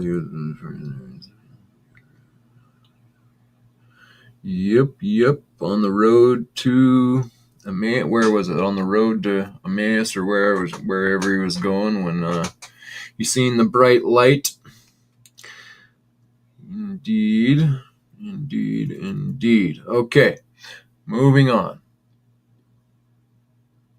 Okay, see, look at, here we go. Here's a good example. Look at this obverse with this charioteer and Nike coming to crown the charioteer, the driver of the chariot and horses. And look at, I love this coin and the texture, even though it's kind of got a hard texture. That might even be rusty dye, or it was just in the ground for a while, or in the ocean or something, to get this porosity. So it's a little porous on the surfaces. There's some problems, but the art here is gorgeous, and again, it almost turns it into like an oil painting, where look at the imagery here, where you can just look into this coin and imagine it as it's comes to life, and you can see the movement and hear it and feel it and understand it, and I think that's cool. And I think this will be another famous reverse die signed by Uinitos. Yep. And so, this is a Decadron. 10 grand. Okay, yeah. So this is a big coin. So 40.85 grams. Big coin. Signed by Uinitos.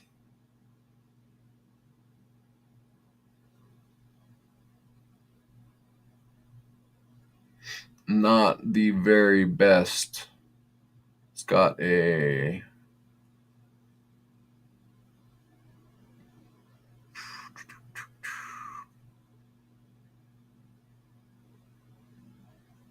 maybe there's, I was going to say pedigree, but now I can't really, don't see a year. So I don't know about the pedigree. But yeah, famous. You can tell, you can just see in this charioteer and the artwork here, you can tell that's, Uinitos, or one of those famous artists, because they have a certain look. Oh, see, here's another nice one. This will be another signed by Parmenides. Never heard of that artist, but still very nice art. And look at the obverse. That's a very pretty depiction. Look at the eye. Is that eyelashes, or that just happens to be there? But anyway, that's cool. She is pretty. That's a beautiful depiction, in my opinion. 3 dolphins that I can see. Unless that's maybe one right here too. Oh, it is. That is part of a dolphin, I think. So there is 4. But look at the little curls. Look at the little curls of hair coming off there. That is cool. Like, that is a good strike to get those little curls in there. You can tell that is well struck. This is just that's one of the prettier obverses that I've seen. And man, look at this. Look at the charioteer. Like, look at the horses. Look at the art there. My goodness. Looks like we've got a little, I don't know what's happening. We've got a chariot wheel way up here, if they're running over another chariot, or if that is a problem. Let's have, you can see the other wheel over here that looks right and well fit to this one. So I'm not sure if they're maybe running over a chariot or if that was something went wrong. I don't know what that is, but anyway, amazing art here. Those horses are just too. Look at all the different direction, the movement. I don't know, guys. Does this not? Are you guys just? Does? Am I the only one that finds that amazing, or is that just not too cool? My Silver Journey, welcome in. Good to see you.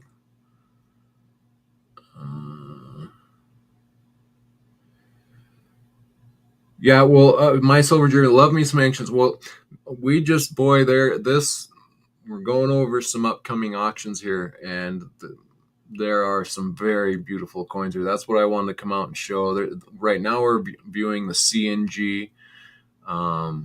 In the beginning, I was looking at Stax and Bowers. They have a few nice coins coming up, but then after that is the CNG sale, and some of these coins in the CNG sale are just, for me, this is why I couldn't help avoiding getting into ancient coins. And this right here, looking at this coin, like look at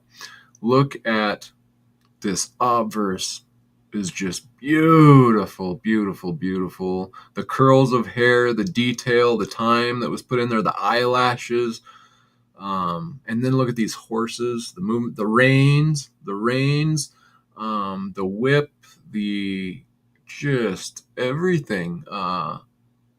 A wheat down in the exerg area, Nike up top, even though she's off the flange just a bit. Gorgeous. Love it. But all of these prices, these are way low estimates. These estimates are all ridiculously low, and I guess they're for people like me, but it's a little bit frustrating. I would prefer that they are, let's be more realistic here. At least, you could underdo it a few $1,000s to try to get people interested, but to take half of the value away or even more, and just to try to get people to come bid is a little underhanded.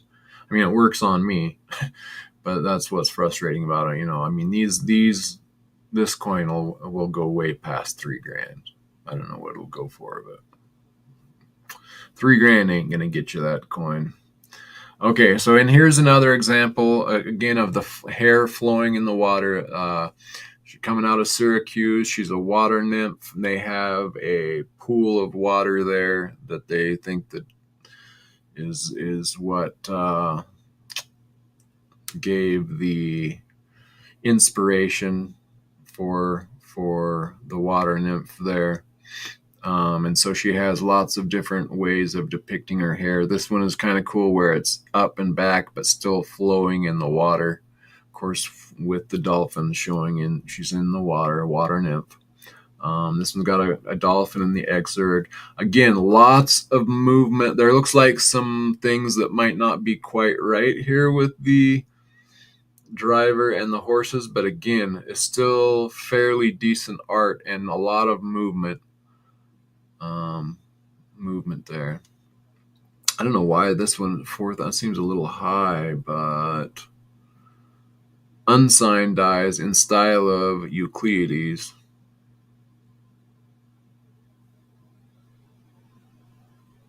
Not the biggest pedigree. So that one might not be too horrible of an estimate, but it'll probably still go higher than that.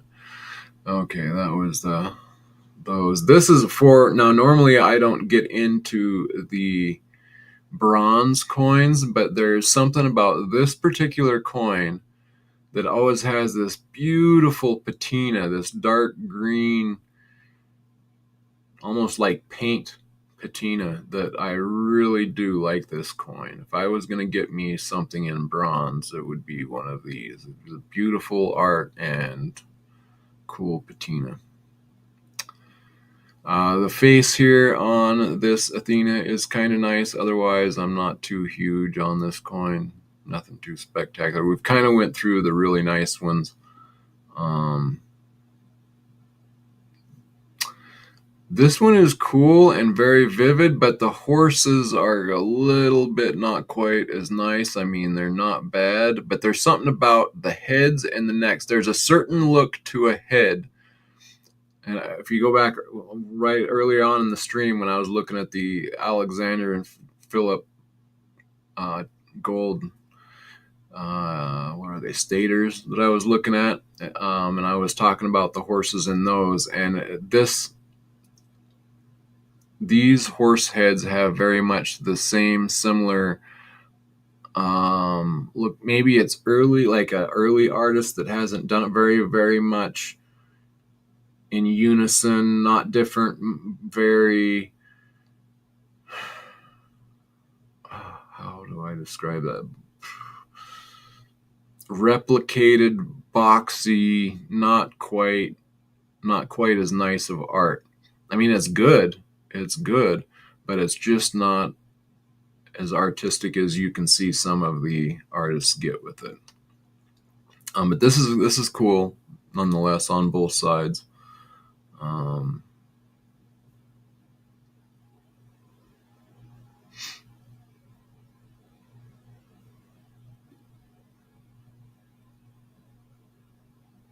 And this is probably, I bet this is Artemis because of the bow.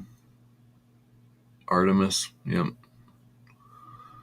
I'm starting to learn like the different gods, and a lot of it's just because you learn their symbology that goes with them, and you start noticing, okay, I know who that's going to be, or Apollo, or whereas before I didn't have a clue. Okay, so we kind of are out of the very nice art. I'm gonna come back out here. I know there is some more coming up that I will. Okay, here's a nice one. This one Aaron Burke talked about on his podcast, the Ancient Coin podcast. Look at, I mean, this is pretty cool. It's pretty unique looking. There's 5 dolphins here as opposed to your normal 4. This die was a bunch of flow lines, very old die, wore out. There's talks about it having a plug, which is probably right here. It looks like they had a chip out and they put a plug in it.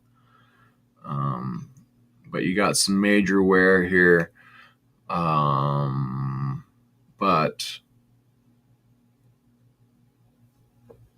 pretty cool artwork there.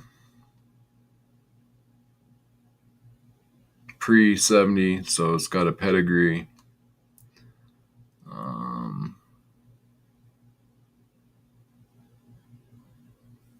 Okay, so area of repair tooling on reverse. So supposedly this is probably the repair, and then there's some tooling done maybe on this hair to make it look so vivid, or where when they tool, often they tool right around like the edges to make the imagery pop a little bit more. So when tooling is often like if the nose did, you couldn't really see the nose very well because it was wore down and flush with the coin. So they'll take a tool and they'll tool right around the edge of the nose to make it stand out a little bit. Like that's often what tooling, if you see tooling, it means that they think that they see that someone has tooled around the edges to make the imagery pop a little bit more. So there's some, he was saying, there's some problems with this coin, but gives you a chance maybe to get something that has some beautiful art. It's an ancient coin, so that's not to be taken away from it, just that there is a repair and tooling going on. So definitely read all of everything he was saying to make sure you notice those types of problems. Not that it makes it not a good coin, it's still beautiful, but there's a couple problems that have been worked on. So those were the amazing pieces of art that I wanted to show. These are interesting because I see that sometimes they'll talk about these and they'll say, oh, this is a strike 5 of 5, but also it looks that these were poured a lot into, like they find plaques that'll have a bunch of carvings so that they could come and just pour into like onto a board or a plaque, and it has a whole bunch of, in carved imagery into that plaque. And so you'll have like, a bunch of obverses, and they would just pour the metal into that obverse, kind of like casting, except not quite. So, but they still have these as strikes. So I'm not even sure that these were strike. And a lot of them, you can tell it doesn't really have a strike look to them. So I'm not sure. I wanted to ask Aaron about that. I need to write that down.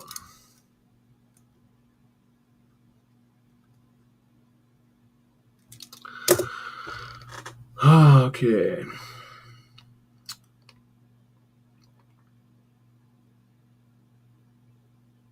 You have some. Oh, from India. I thought you were going to say you have some ancient coins from Indiana. Hey, Broke Stacker. Good to see you.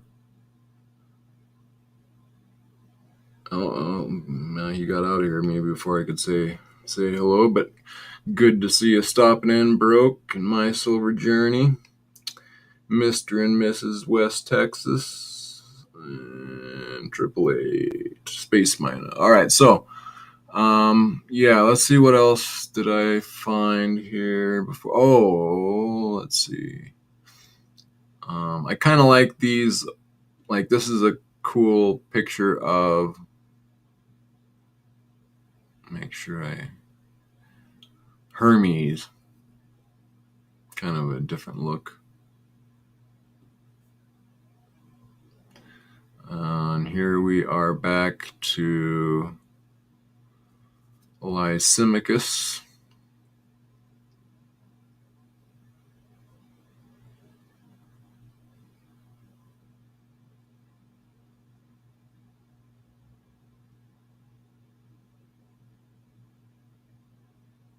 So you get these.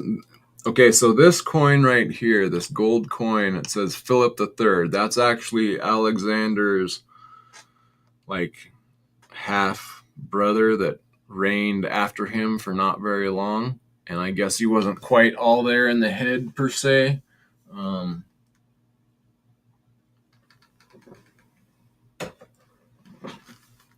But what's interesting is I'm wondering how they're dating these coins, because you'll have the same imagery in some of these coins going all the way back to Philip II, which was Alexander's father, who reigned in Macedon, was king of Macedon before Alexander. And so you have Philip II. Some of these coins minted during Philip II's reign. Then you have some minted during Alexander the Great's reign. And then you even have some in Philip III's reign. And then right here it's saying Antigonus. And I don't know if that is even after Philip III, with basically the same imagery. So you've got the same imagery running through several generations. And this is the goddess Nike on these coins. So this is Athena on the obverse with the little snake on the helmet here. And this is the goddess Nike. And again, she has a wreath in her hand there. So the goddess Nike going to, for some reason, she's always the one crowning the winner, or crowning the, giving people a crown. Always depicted with wings. So yeah.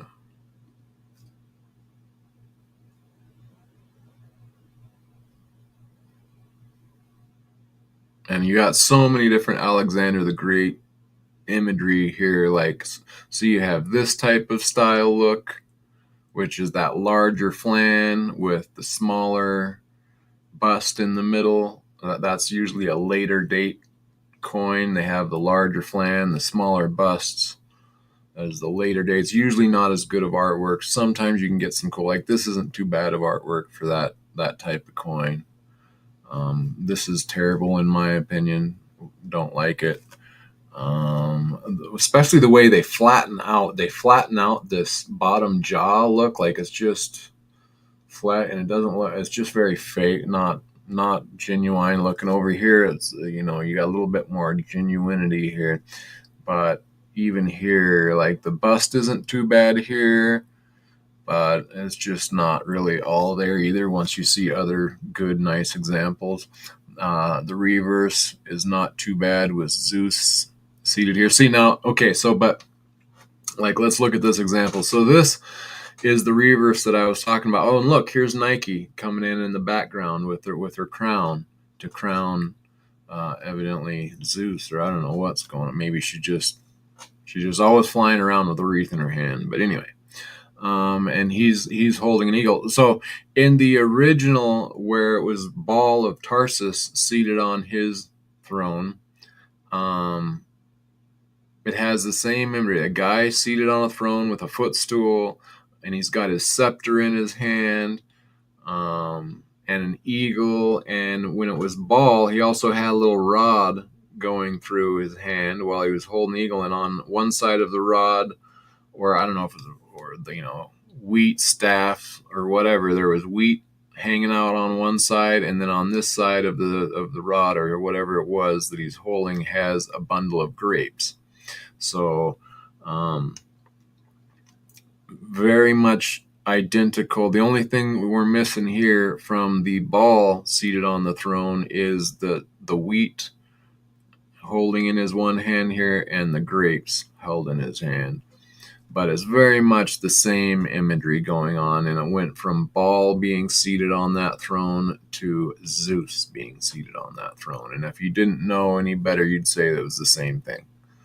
So I think that was imagery copied and moved and like a lot of people wonder, well, are those gods the same? Just different languages and call them different things. I mean, well, this is a coin that is saying that's the case, at least with Baal and Baal of Tarsus and Zeus of the Greeks being that case where they just took Baal and replaced him with Zeus in the same imagery. So I don't know. I found that kind of interesting. And we go looking on through here. This is kind of cool. Here's King of Macedon, Demetrius, and Poseidon. Okay, yeah, because he's got his little trident here. I was wondering who this was. So Poseidon, this foot on a ball. It's kind of cool imagery. Yeah, he's got a little horn here coming off of his headband. They always have to have, to me, that's like a symbol of power and authority, relating back to the reality of powers that exist in our world. Like it's all, the horn of Ammon, like the Egyptians had. The Greeks kind of adopted that, and at least on the coin of Lysimachus, he took. So let's see. Let me go. So Lysimachus, my coin of Lysimachus with the horn of Ammon, is basically taking a step down from when he was going around with Alexander the Great, conquering a general under Alexander the Great, conquering the known world at the time. They were putting out the Alexander the Great, which was Alexander as Zeus. He's got the curly hair and the beard, and well, actually it was him without the beard is why they said it was Alexander as Zeus. People argue about that. But anyway, you take this imagery of Zeus, Alexander as Zeus, and he's got the lion, or not as Zeus, but as Hercules. the lion headdress, he goes and he kills the lion, Numian lion, right? So here we have, on this obverse, you have Alexander with Hercules represented as Hercules in the lion headdress.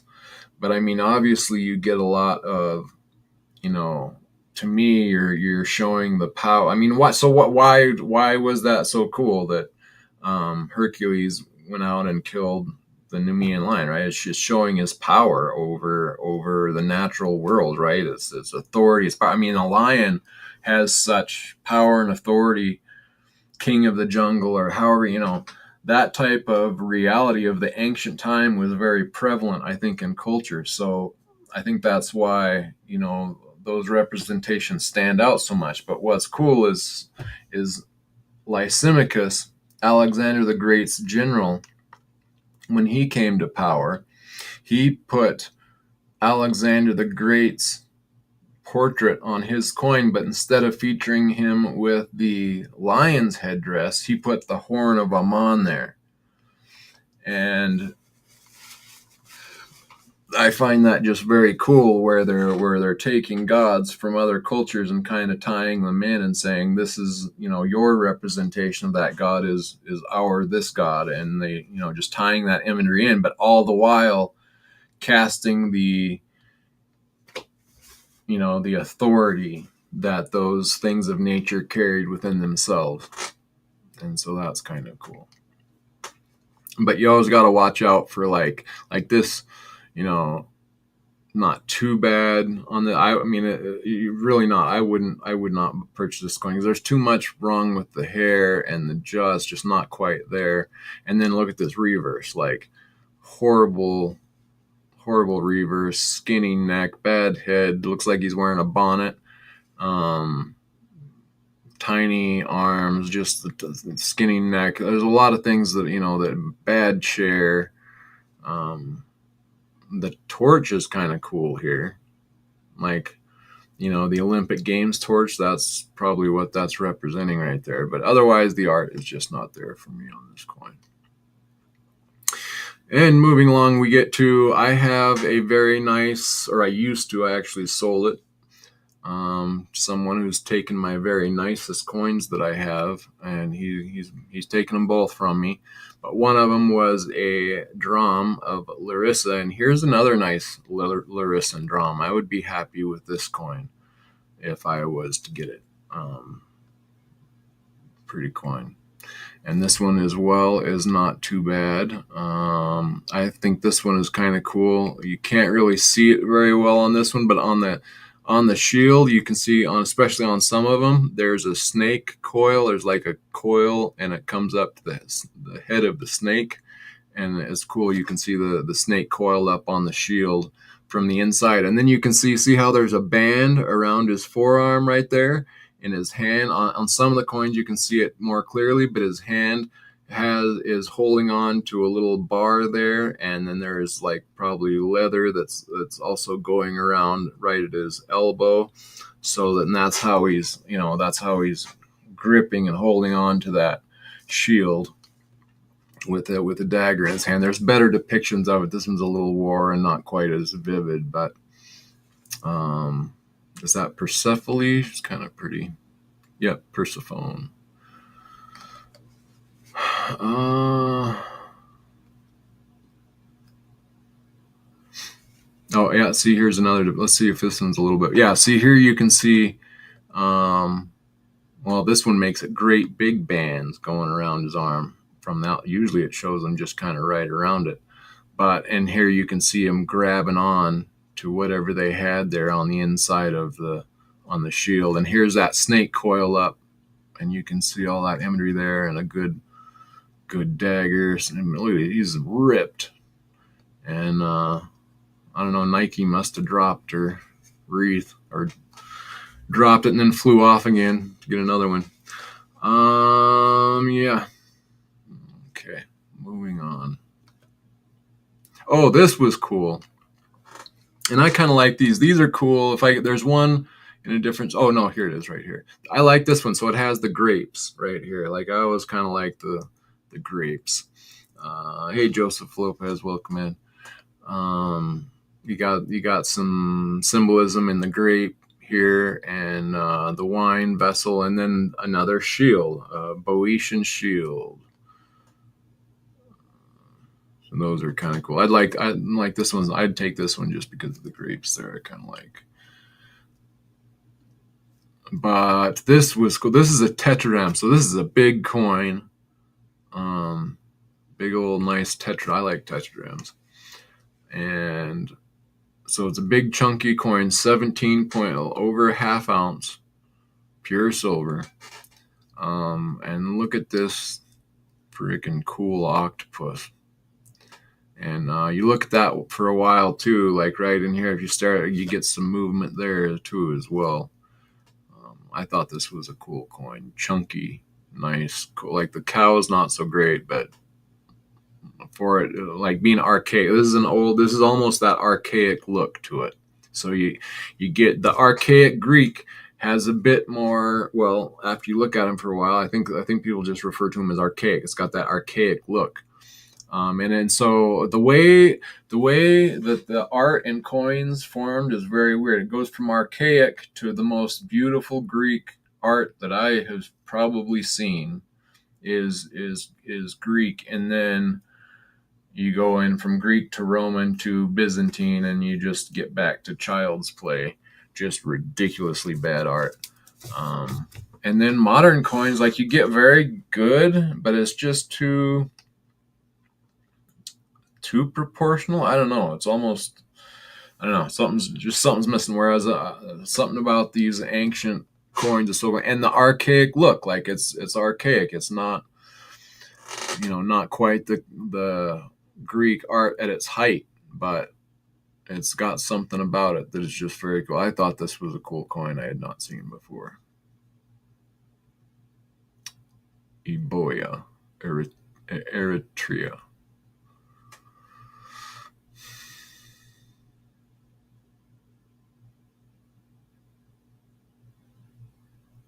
Octopus. And then, so here's a good example. You've got the Athena archaic tetradrachm. So this is the first Athenian tetradrachms with the owl on the reverse, and the olive sprig there, and Athena with her headdress on the obverse. And it's a fairly nice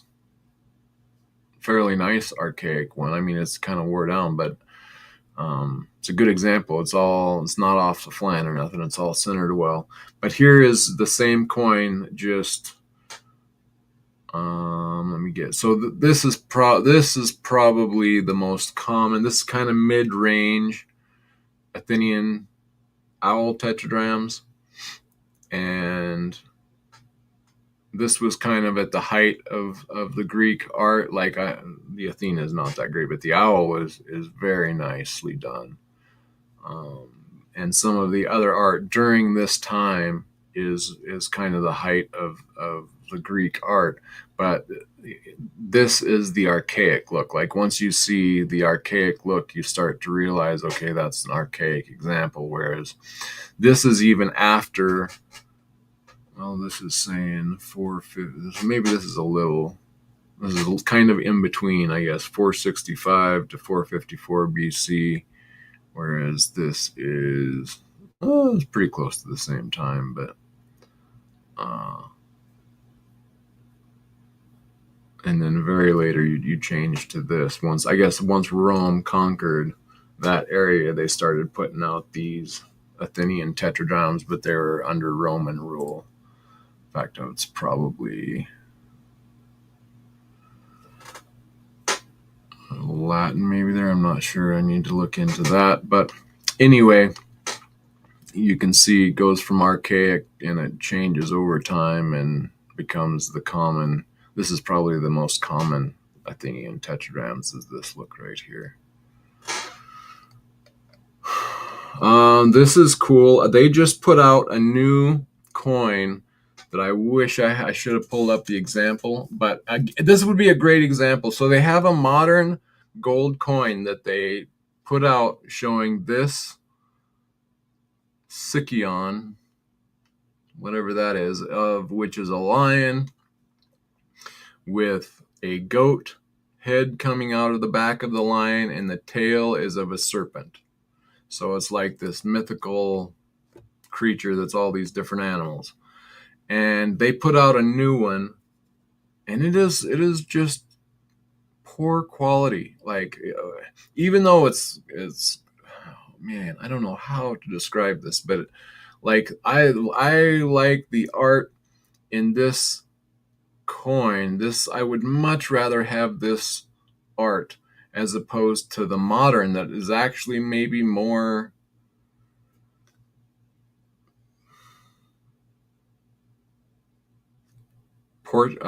portioned, right? I don't know what you like. It's more exact, more real, but like the art in these make these so much better. It's just so much better than what we can do with our modern equipment. That is even makes it like more perfect. But you're just not still not reaching the art that you're getting from this. I wish I had the example. Maybe I'll put them together in the future or something. But anyway, this is a cool. I like this coin, and look at the dove on the reverse, right? Like, how cool is that? What a cool coin to have. I do not have one of these, but I definitely like this coin. Love the dove. Love the mixture going on here. And sometimes, like, this is a good one. Sometimes the goat, it'll just be like a one hoof coming out of his back. It doesn't even look like a. This one's pretty good. This one, you can make out the goat really well. He's half of the goat coming out of the back of the lion, barely catching the serpent tail, but it's still there. And the dove is perfectly centered. Look at the toning in there too. I mean, that is gorgeous. I would like that coin. This is an old, like, so this is a lightning bolt. This was their representation of the lightning bolt, like with a handle in the middle that you could grab and throw, right? Like, Zeus was throwing his lightning bolts.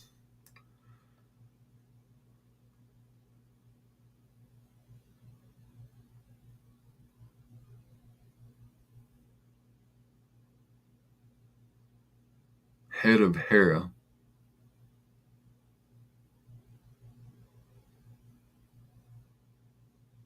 (1901). So this has a big pedigree on it.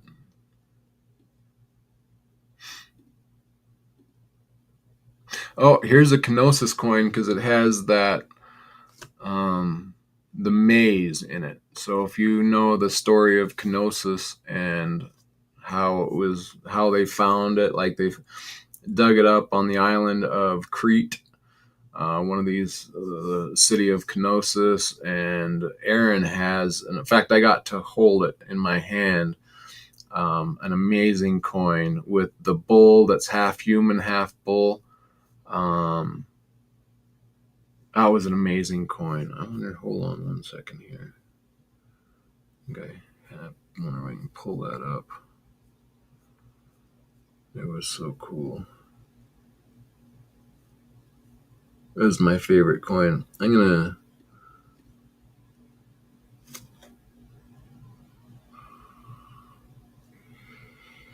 How do I do that? Probably can't. Let's see if I can share.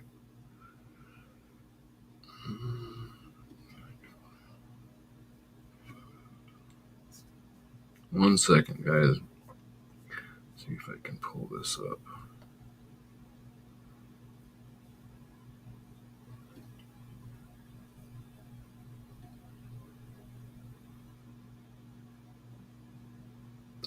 Okay.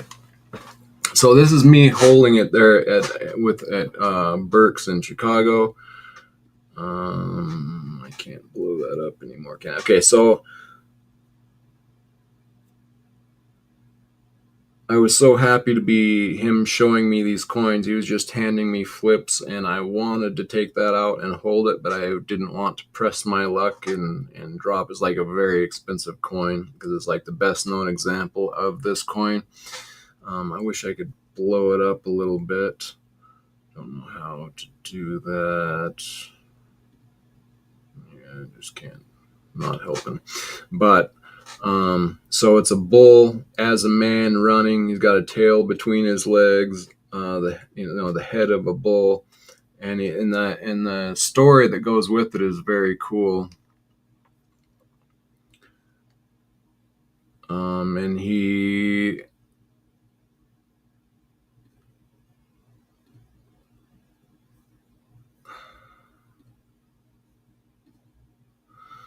So that bull, the Minotaur, as he was known as, was in the middle of this maze, and they would have to give him virgins. They would have to give him virgins yearly or something, or he would get really mad and he would eat these virgins. Or is this, this mythical story about going into this maze and finding this this mythical bull with the body of a man, the head of a bull, and eventually this guy goes in there and conquers him and everything. But anyway, these coins from Knossos have this maze on the back of it that was depicting this mythological story. And so here is another coin of Knossos. The coin I just showed you has a very cool reverse. I'm going to pull it up here.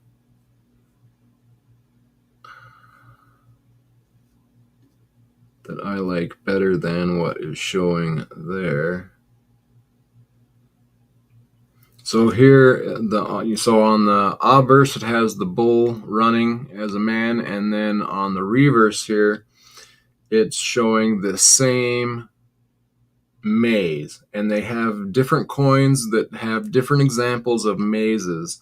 But I thought this one was really cool. And in the very center, if you can see it there, there's a star in the very center of that coin is a star. And what's interesting about that, in the ancient times, the way they looked at stars were often looked at as gods or goddesses or angels. And so this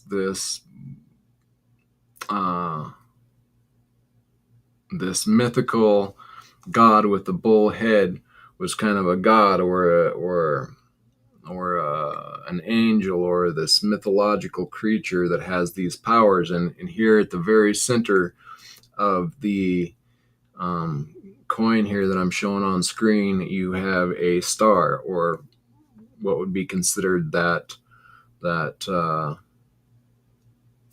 god, which I thought was pretty cool. So very interesting to think about those things and see them. And but anyway, here's another example of another Crete, Knossos, with the labyrinth. And the Minotaur, that's what that star in the center might have been representation of. The Minotaur is what they called him. The bull head with the human body that was eating the virgins. So here's another coin with a different representation of that labyrinth. But cool. Okay. All right, hopefully we're about done here. Let me see what else was in here. Oh, here's a cool example of this coin. I didn't like the first examples that I seen of this coin because the eagle's head was kind of wore out, but here is a very, very good strike. The eye, I mean, everything is very pronounced. Plus, it has this dolphin down below, which just adds a whole nother layer to the coin, which is kind of cool.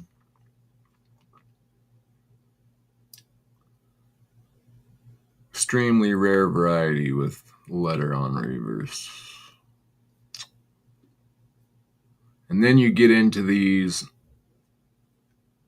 gold alloyed metals, which for me is still okay because you're having pure gold and pure silver mixed together.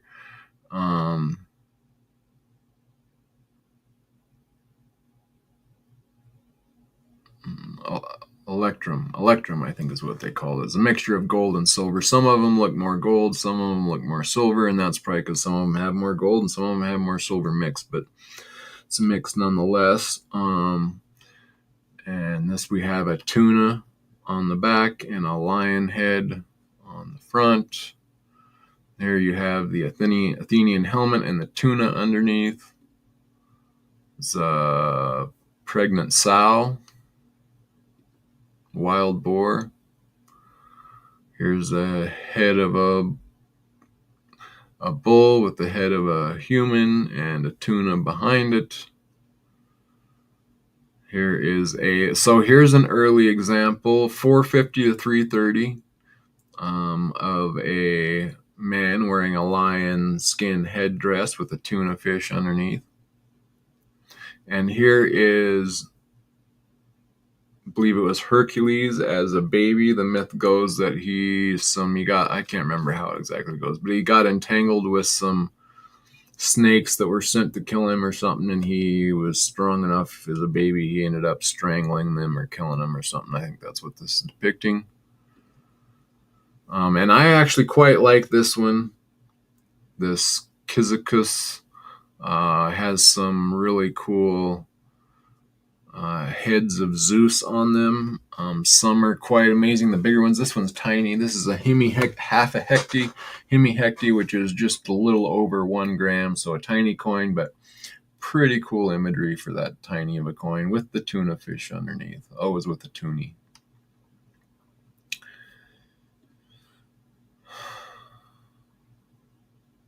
And so this is very much like the coin of Lysimachus, but it is got who is this? This is Eumenes.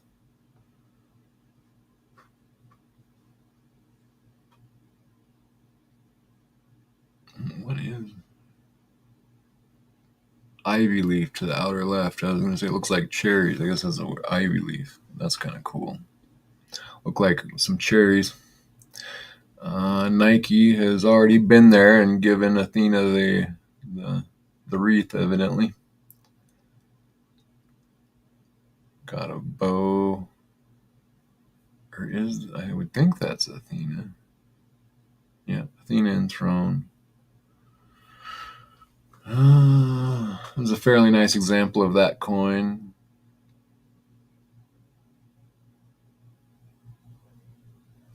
And these are cool. These are little coins with, I like them because they're incuse and regular, whatever, I can't think of what you call that, but the outer punch, the bust, and then on one side it's got the incuse, so that's got the incuse of a lion with the bust of a bull, incuse of a lion, bust of a winged lion with the incuse of a rooster. And I like those ones with the rooster. I think those are kind of cool. It's got the fierce looking lion with wings, but the incuse, and there's a lot better. This is not a very good incuse of a rooster, but they have some that are very cool and very nice. That's kind of cool. I like that they have the incuse and the, what do you call the opposite of incuse? Somebody help me out. But I like how they have that both ways. And this is like, my goodness, a little bit of everything together. A pig and a winged pig. A lion incuse. Here is like a guy with the lion headdress with a ram on one. That's pretty cool. A little bit different over here.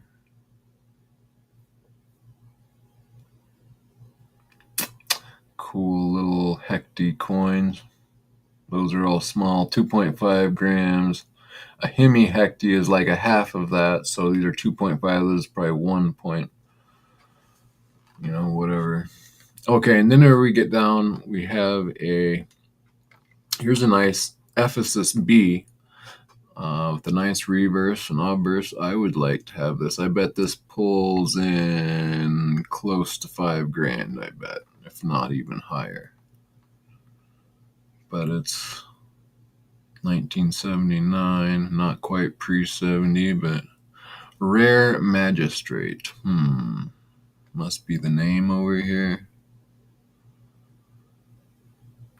But that's a nice example. And the horns are always unique on these stags, and this one is pretty cool, unique but cool. This is a nice example. I'm going to make sure that goes for a good price.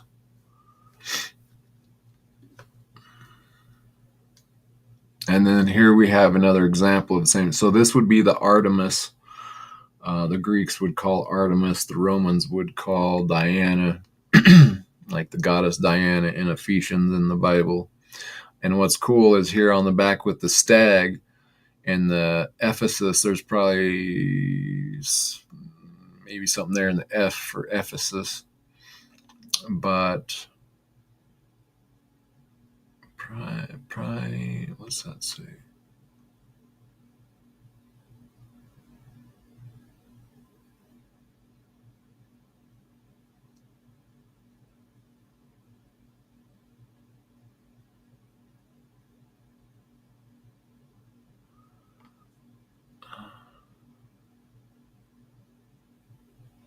It doesn't really say what that is, but looks like an F there for Ephesus. I'm not sure what else we have there, but we definitely have this B, and again with Diana or Artemis, you often have the representations of the bee. That's why the bee, like, see here you have Artemis, and on the coin before you have the bee, which is representing Artemis. So this is the same coin, different way of depicting it. You have the actual goddess Artemis as depicted as a woman, and or goddess, whatever, but you still have the same. You have a bee in the field, I guess, as they say, with the stag. So, and an F for Ephesus, like is on, right here. There's the E, F for Ephesus, and then over here, I bet that's supposed to be an E as well, an F for Ephesus with the B by the stag. So that's pretty cool.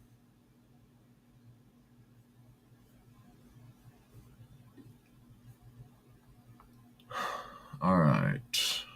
Hopefully we are about through. This is kind of a cool head of a griffin. And here's another griffin, but much larger. This is a stator. They get tetradrams, and a stator is 12 grams for a stator, and like 17, 18 grams for a tetradram.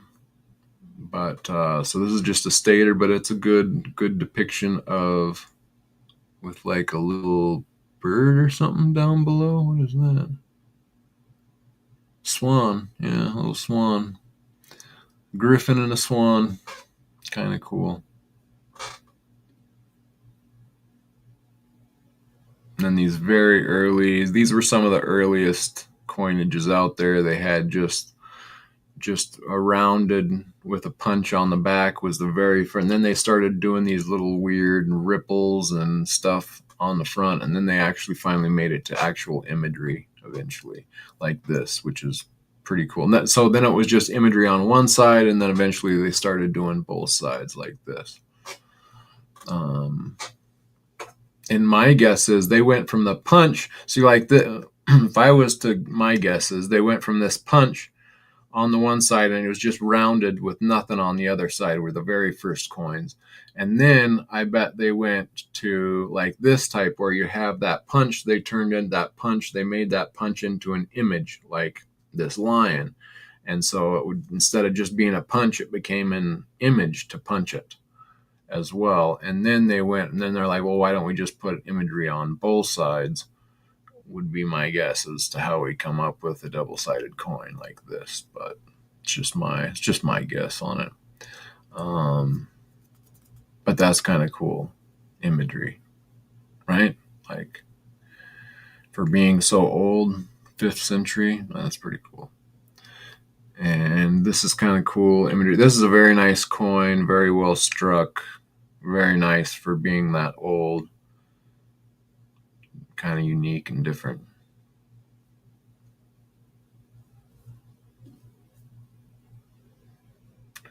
All right, I think that is mostly what I wanted to show. It's been how long have I been up here? Where am I? 2 hours, okay. So that is pretty much what I had.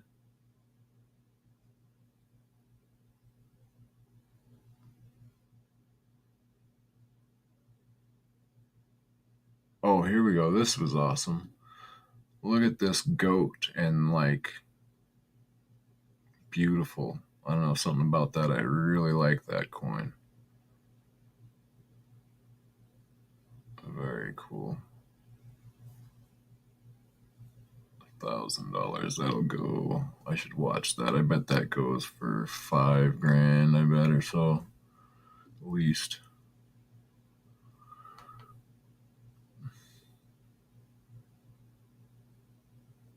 Drake bust of Aphrodite.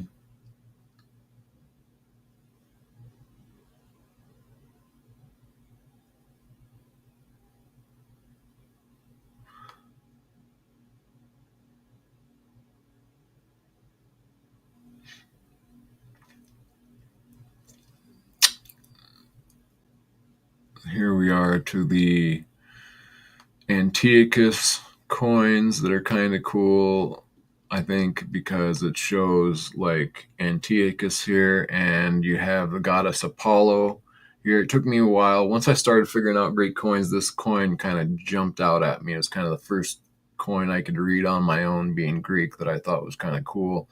I was like, oh, this is Apollo because he's got his bow and he's got his arrow. And then it shows, this says Basileos, which means king. And so it's depicting that Apollo, the god Apollo, kingshiped instead of where you normally see Nike coming and flying in and then putting a little wreath on top of the name of the king. He's basically showing that the goddess has made this king. It's giving him authority from God, is what, in my opinion, is what these coins are saying. And here, so for me, here you have the god Apollo giving kingship to Antiochus, and Antiochus has obtained his kingship through Apollo guiding his arrows through warfare and helping him to become king. And here he's kind of holding his name up with the arrow. And there's other depictions that actually show him kind of gripping his name and holding it up. And I just think that that's very cool. I think that that's kind of what they're trying to display. Some artists do a lot better job of depicting that than others, but I think that's what's being said, and I think it's very cool once you realize that that's what's being said there, or if I'm right about that. That's pretty cool once you see and understand that. It just adds more to it. So I kind of like that coin now that I looked at it and figured it out, at least in my mind. And like, see how this one is kind of funny. Like, this is not as good at art, but you see how he's kind of holding the front, like his name is coming in, and he's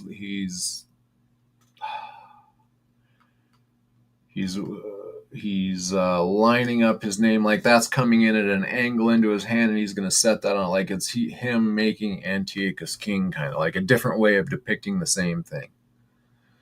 But Anyway, maybe I'm reading too much into it, but kind of cool nonetheless.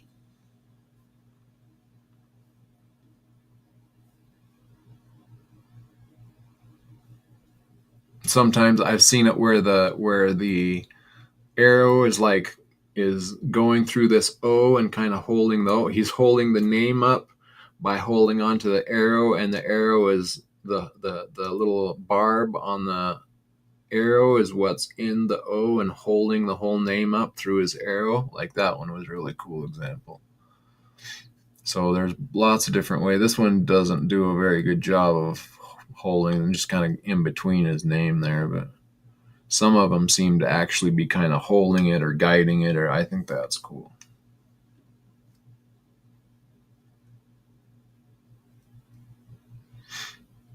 These are cool die shekels and shekels.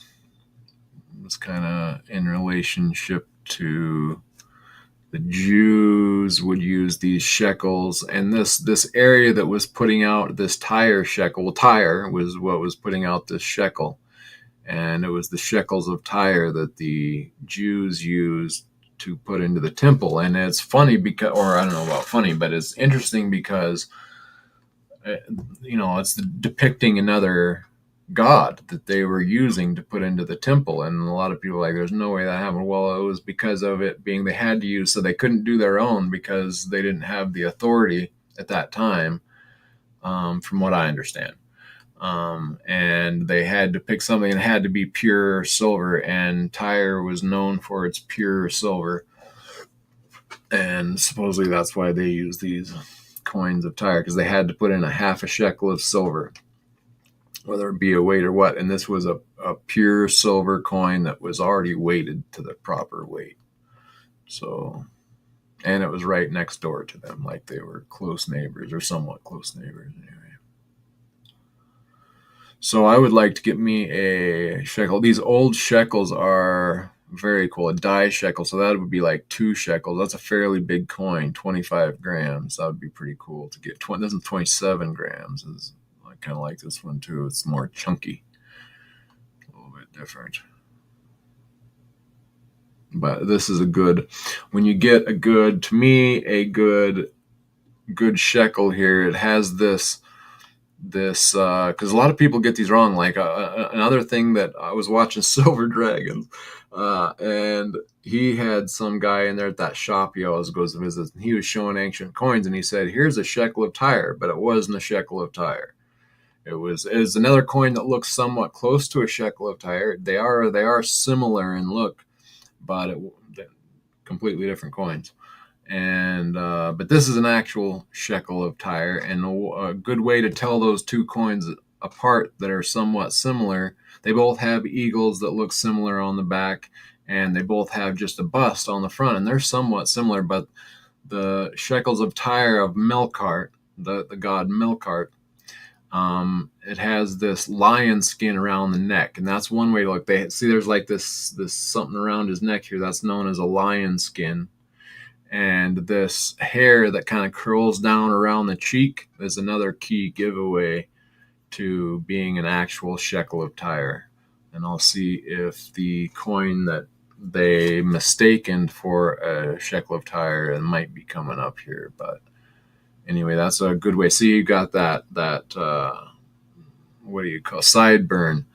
That hair coming down the sideburns are very key on telling these coins, because the skin of the neck you can't always see with the poor quality strikes like these, but they usually have that hair you can kind of make out,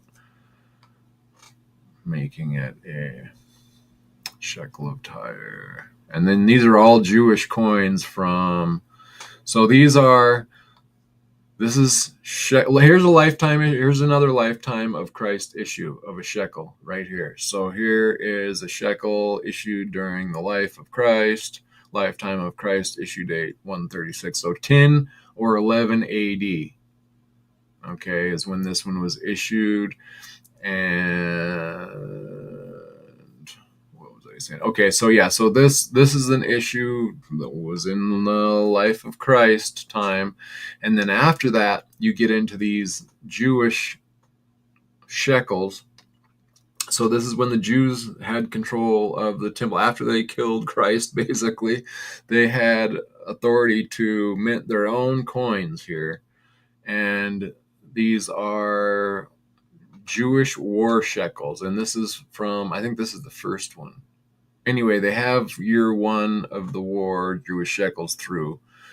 And so these Jewish shekels start here. This is all Jewish shekel. All this is Jewish. All these is the temple. Some of them, unique ones, have vines that had like made of gold to look like a grapevine, and they would adorn it with more gold and whatnot. So this is pictures of the temple, which is kind of cool.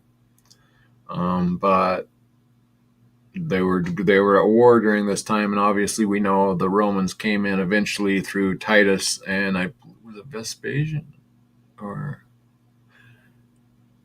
maybe if Vespasian had Titus as his son. I know it was Titus that helped conquer Judea at that time after Christ's death. But they were going through these wars. They're known as, again, the war shekel, Jewish war shekel. And they were minting these and putting these out during the time of their war. And eventually there's a coin, Judea Capta, which was when Judea got conquered by the Romans. And then the Romans took all of the gold and silver in the temple and took it back to Rome. And that's the money that they helped to use the temple, or the Colosseum, that's, still standing today. Half of it's still standing today.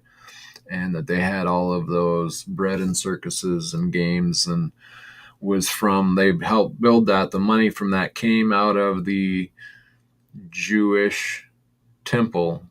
So all of those years where the Jews were putting in their tax for the temple, when the Jews sacked the temple and burned the temple, and so that's why every stone had to be taken off of another. Supposedly the gold melted into all the cracks and so they had to take all of the stones apart to get to the gold, and that's why they took literally every stone down off of there. Like Jesus was saying, not one stone will remain here. Well, they literally did take all the stones out to get to the gold that got melted into them.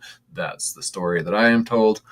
And but anyway, these are the Jewish coins that were being minted during that time until they lost the war. And then there's a Roman coin that Aaron showed in his last podcast. If you go watch their last podcast, and it has Judea Capta, captivity of Judah. And it was through, I believe, Vespasian, and his son is Titus, and I'm not sure if Titus's father was. I might be getting that wrong. But anyway, Titus is the one that came down and helped conquer Jerusalem. Oh, and here is the coin of Tarsus that I have in silver, except here's a gold example, and it's pretty wore down, and the imagery is pretty much God. But here you have Baal seated on a throne holding his scepter, and here's his vine with the wheat, and an eagle holding in his hand with the vine of grapes. This is a really bad, ugly example of it, but same imagery.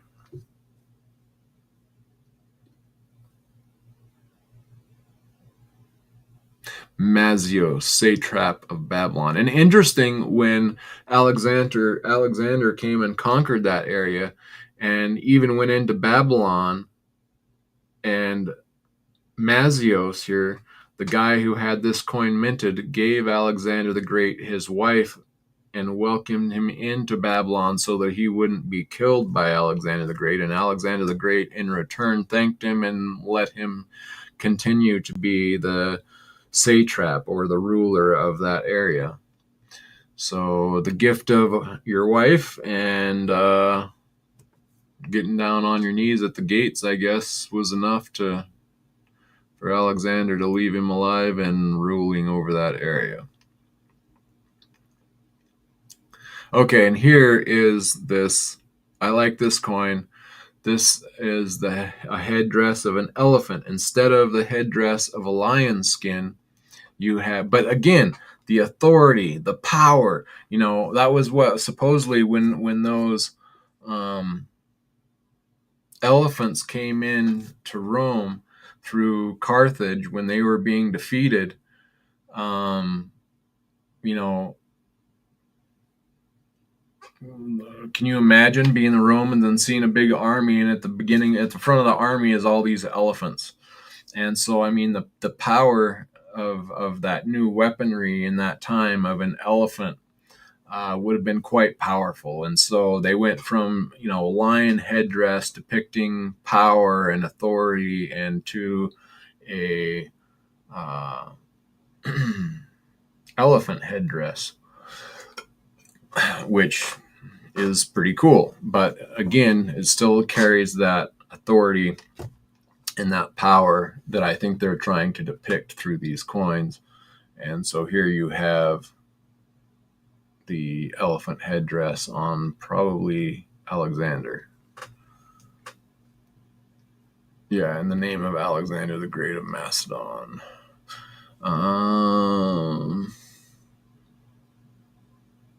As a Ptolemaic standard, so the Egyptian area.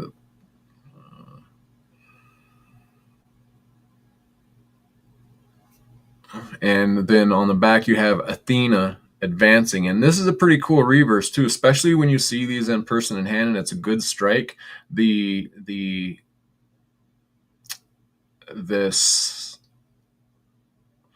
I don't know what you'd call it, a scarf, or it's not a scarf, but whatever, the scarf that is around her neck and draping over her arms and hanging down here on each side.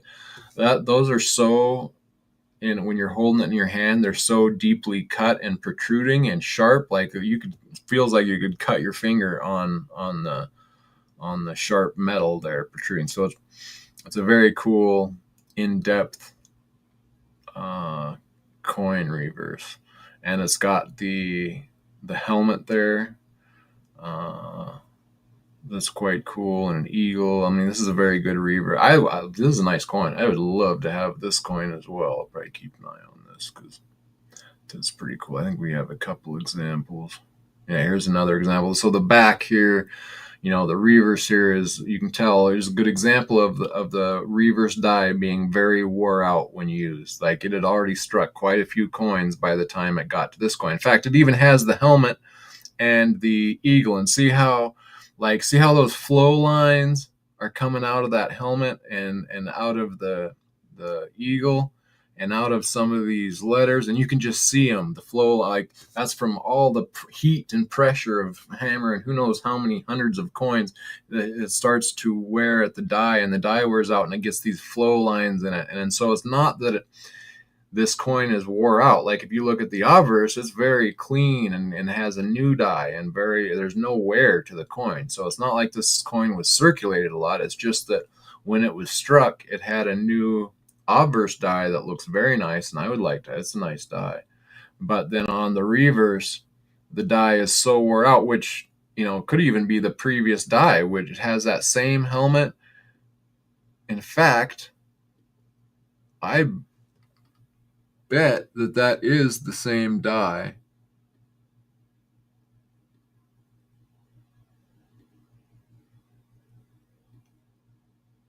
I bet that is the same.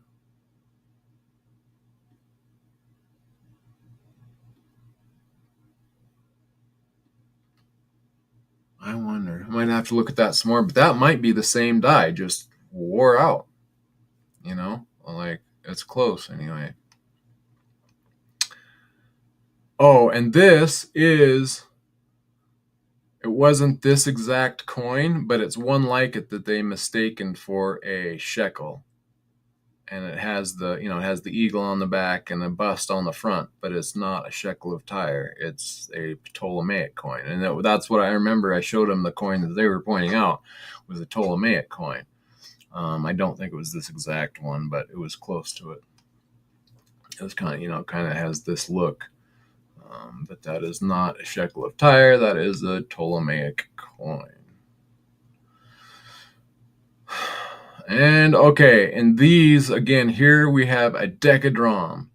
These are these big coins. These are over an ounce of silver right here. There's 33.35 grams of pure silver, a little over an ounce.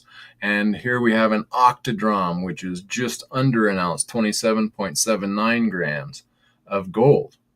So, and there's been quite a few of these coming out onto the market. So the price is not too crazy ridiculous on these. So if you had some good money, you could get yourself almost an ounce of gold in ancient form and have pretty good imagery. Like, and here you have the same, and here's where I need to ask Aaron, is this the, what do you call it? The cornucopia? Or is this the drinking vessel? No, this is a cornucopia because you can see the fruits coming out of it, and that's usually there's like fruits and grains coming out of the cornucopia. And so here you have an ancient, almost ounce of gold, showing a cornucopia that are still minted on coins today quite often. Double cornucopia, there it is right there. Bunches of grapes hanging in the sides. So this would be a very cool, if you had money, this would be a cool coin to have right here. Beautiful gold ancient coin with cornucopia. Banana peel, right. Cool. And there you go, finally, the end. But man, those early coins I was first showing here that's, to me, that's what ancient coins are all about. Some of this early beautiful art, starting with this coin right here. Woo! Look at that thing. Look at that thing. Look at those dog heads. Her face is quite well done, nowhere to like her nose and mouth and eyes, and amazingly well done and proportioned. Just gorgeous. The eye, look at that eye, pupil still sticking out. Headdress, all of it.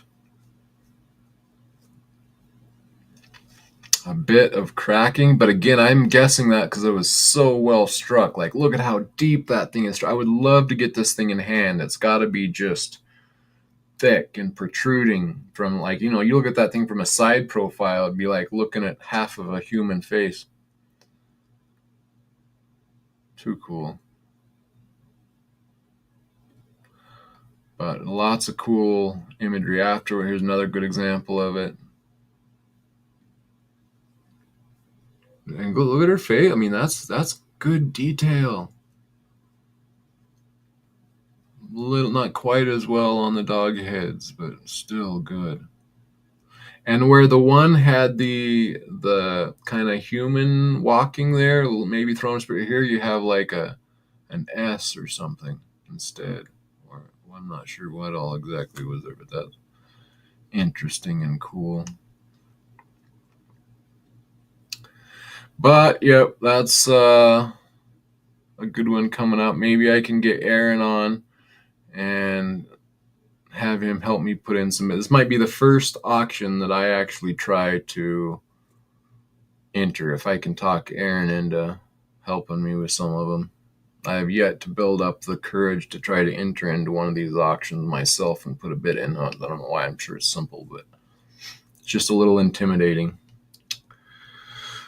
But all right, guys, thanks for hanging out with me and checking out some of these beautiful ancient coins. Let me know what you think in the comment section. If there was anything that you liked or something I said wrong that you want to correct, feel free. I am, just trying to learn and gain knowledge on these things. So let me know what your thoughts are on them. You're kind of a cool, unique artistic design right there on Pegasus. So, there's a little snake in the background there. Like, that's cool. Just the little imagery that they add to it. There's a little M right there. I don't know, or an S maybe. because that's how their S's looked back then. Greek S.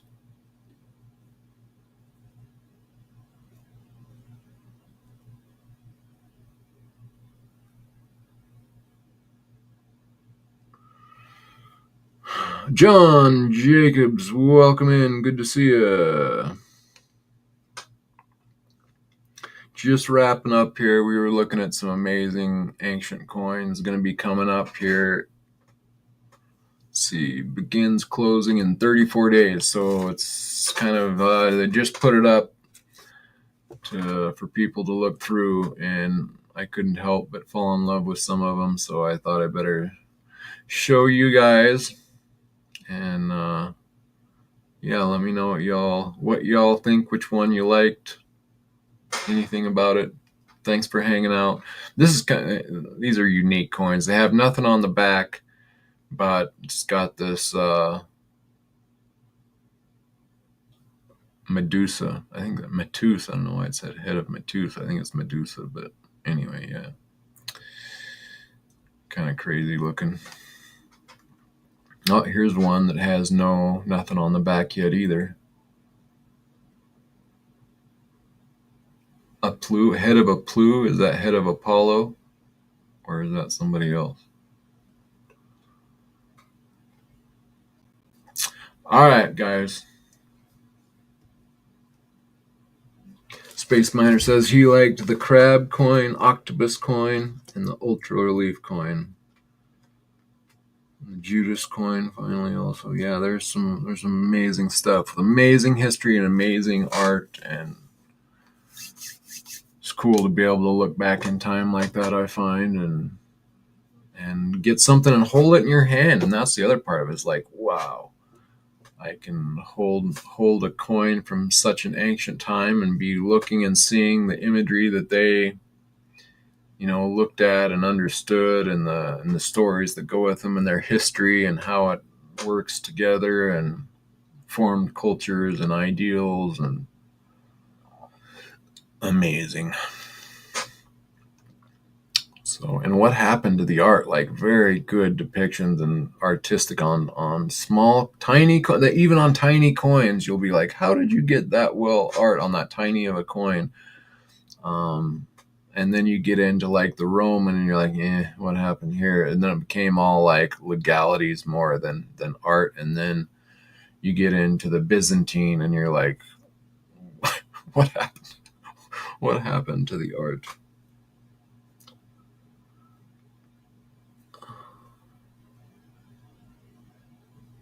Oh yeah, got some good stuff up in Toronto. Very cool. Cool.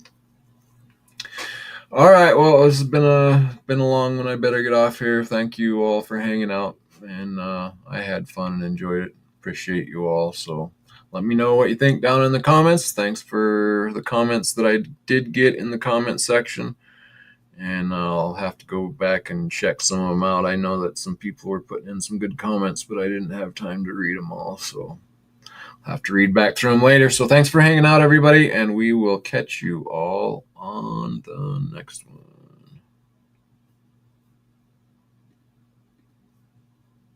And I can't find how. Oh, I'm blown up. Shut it down.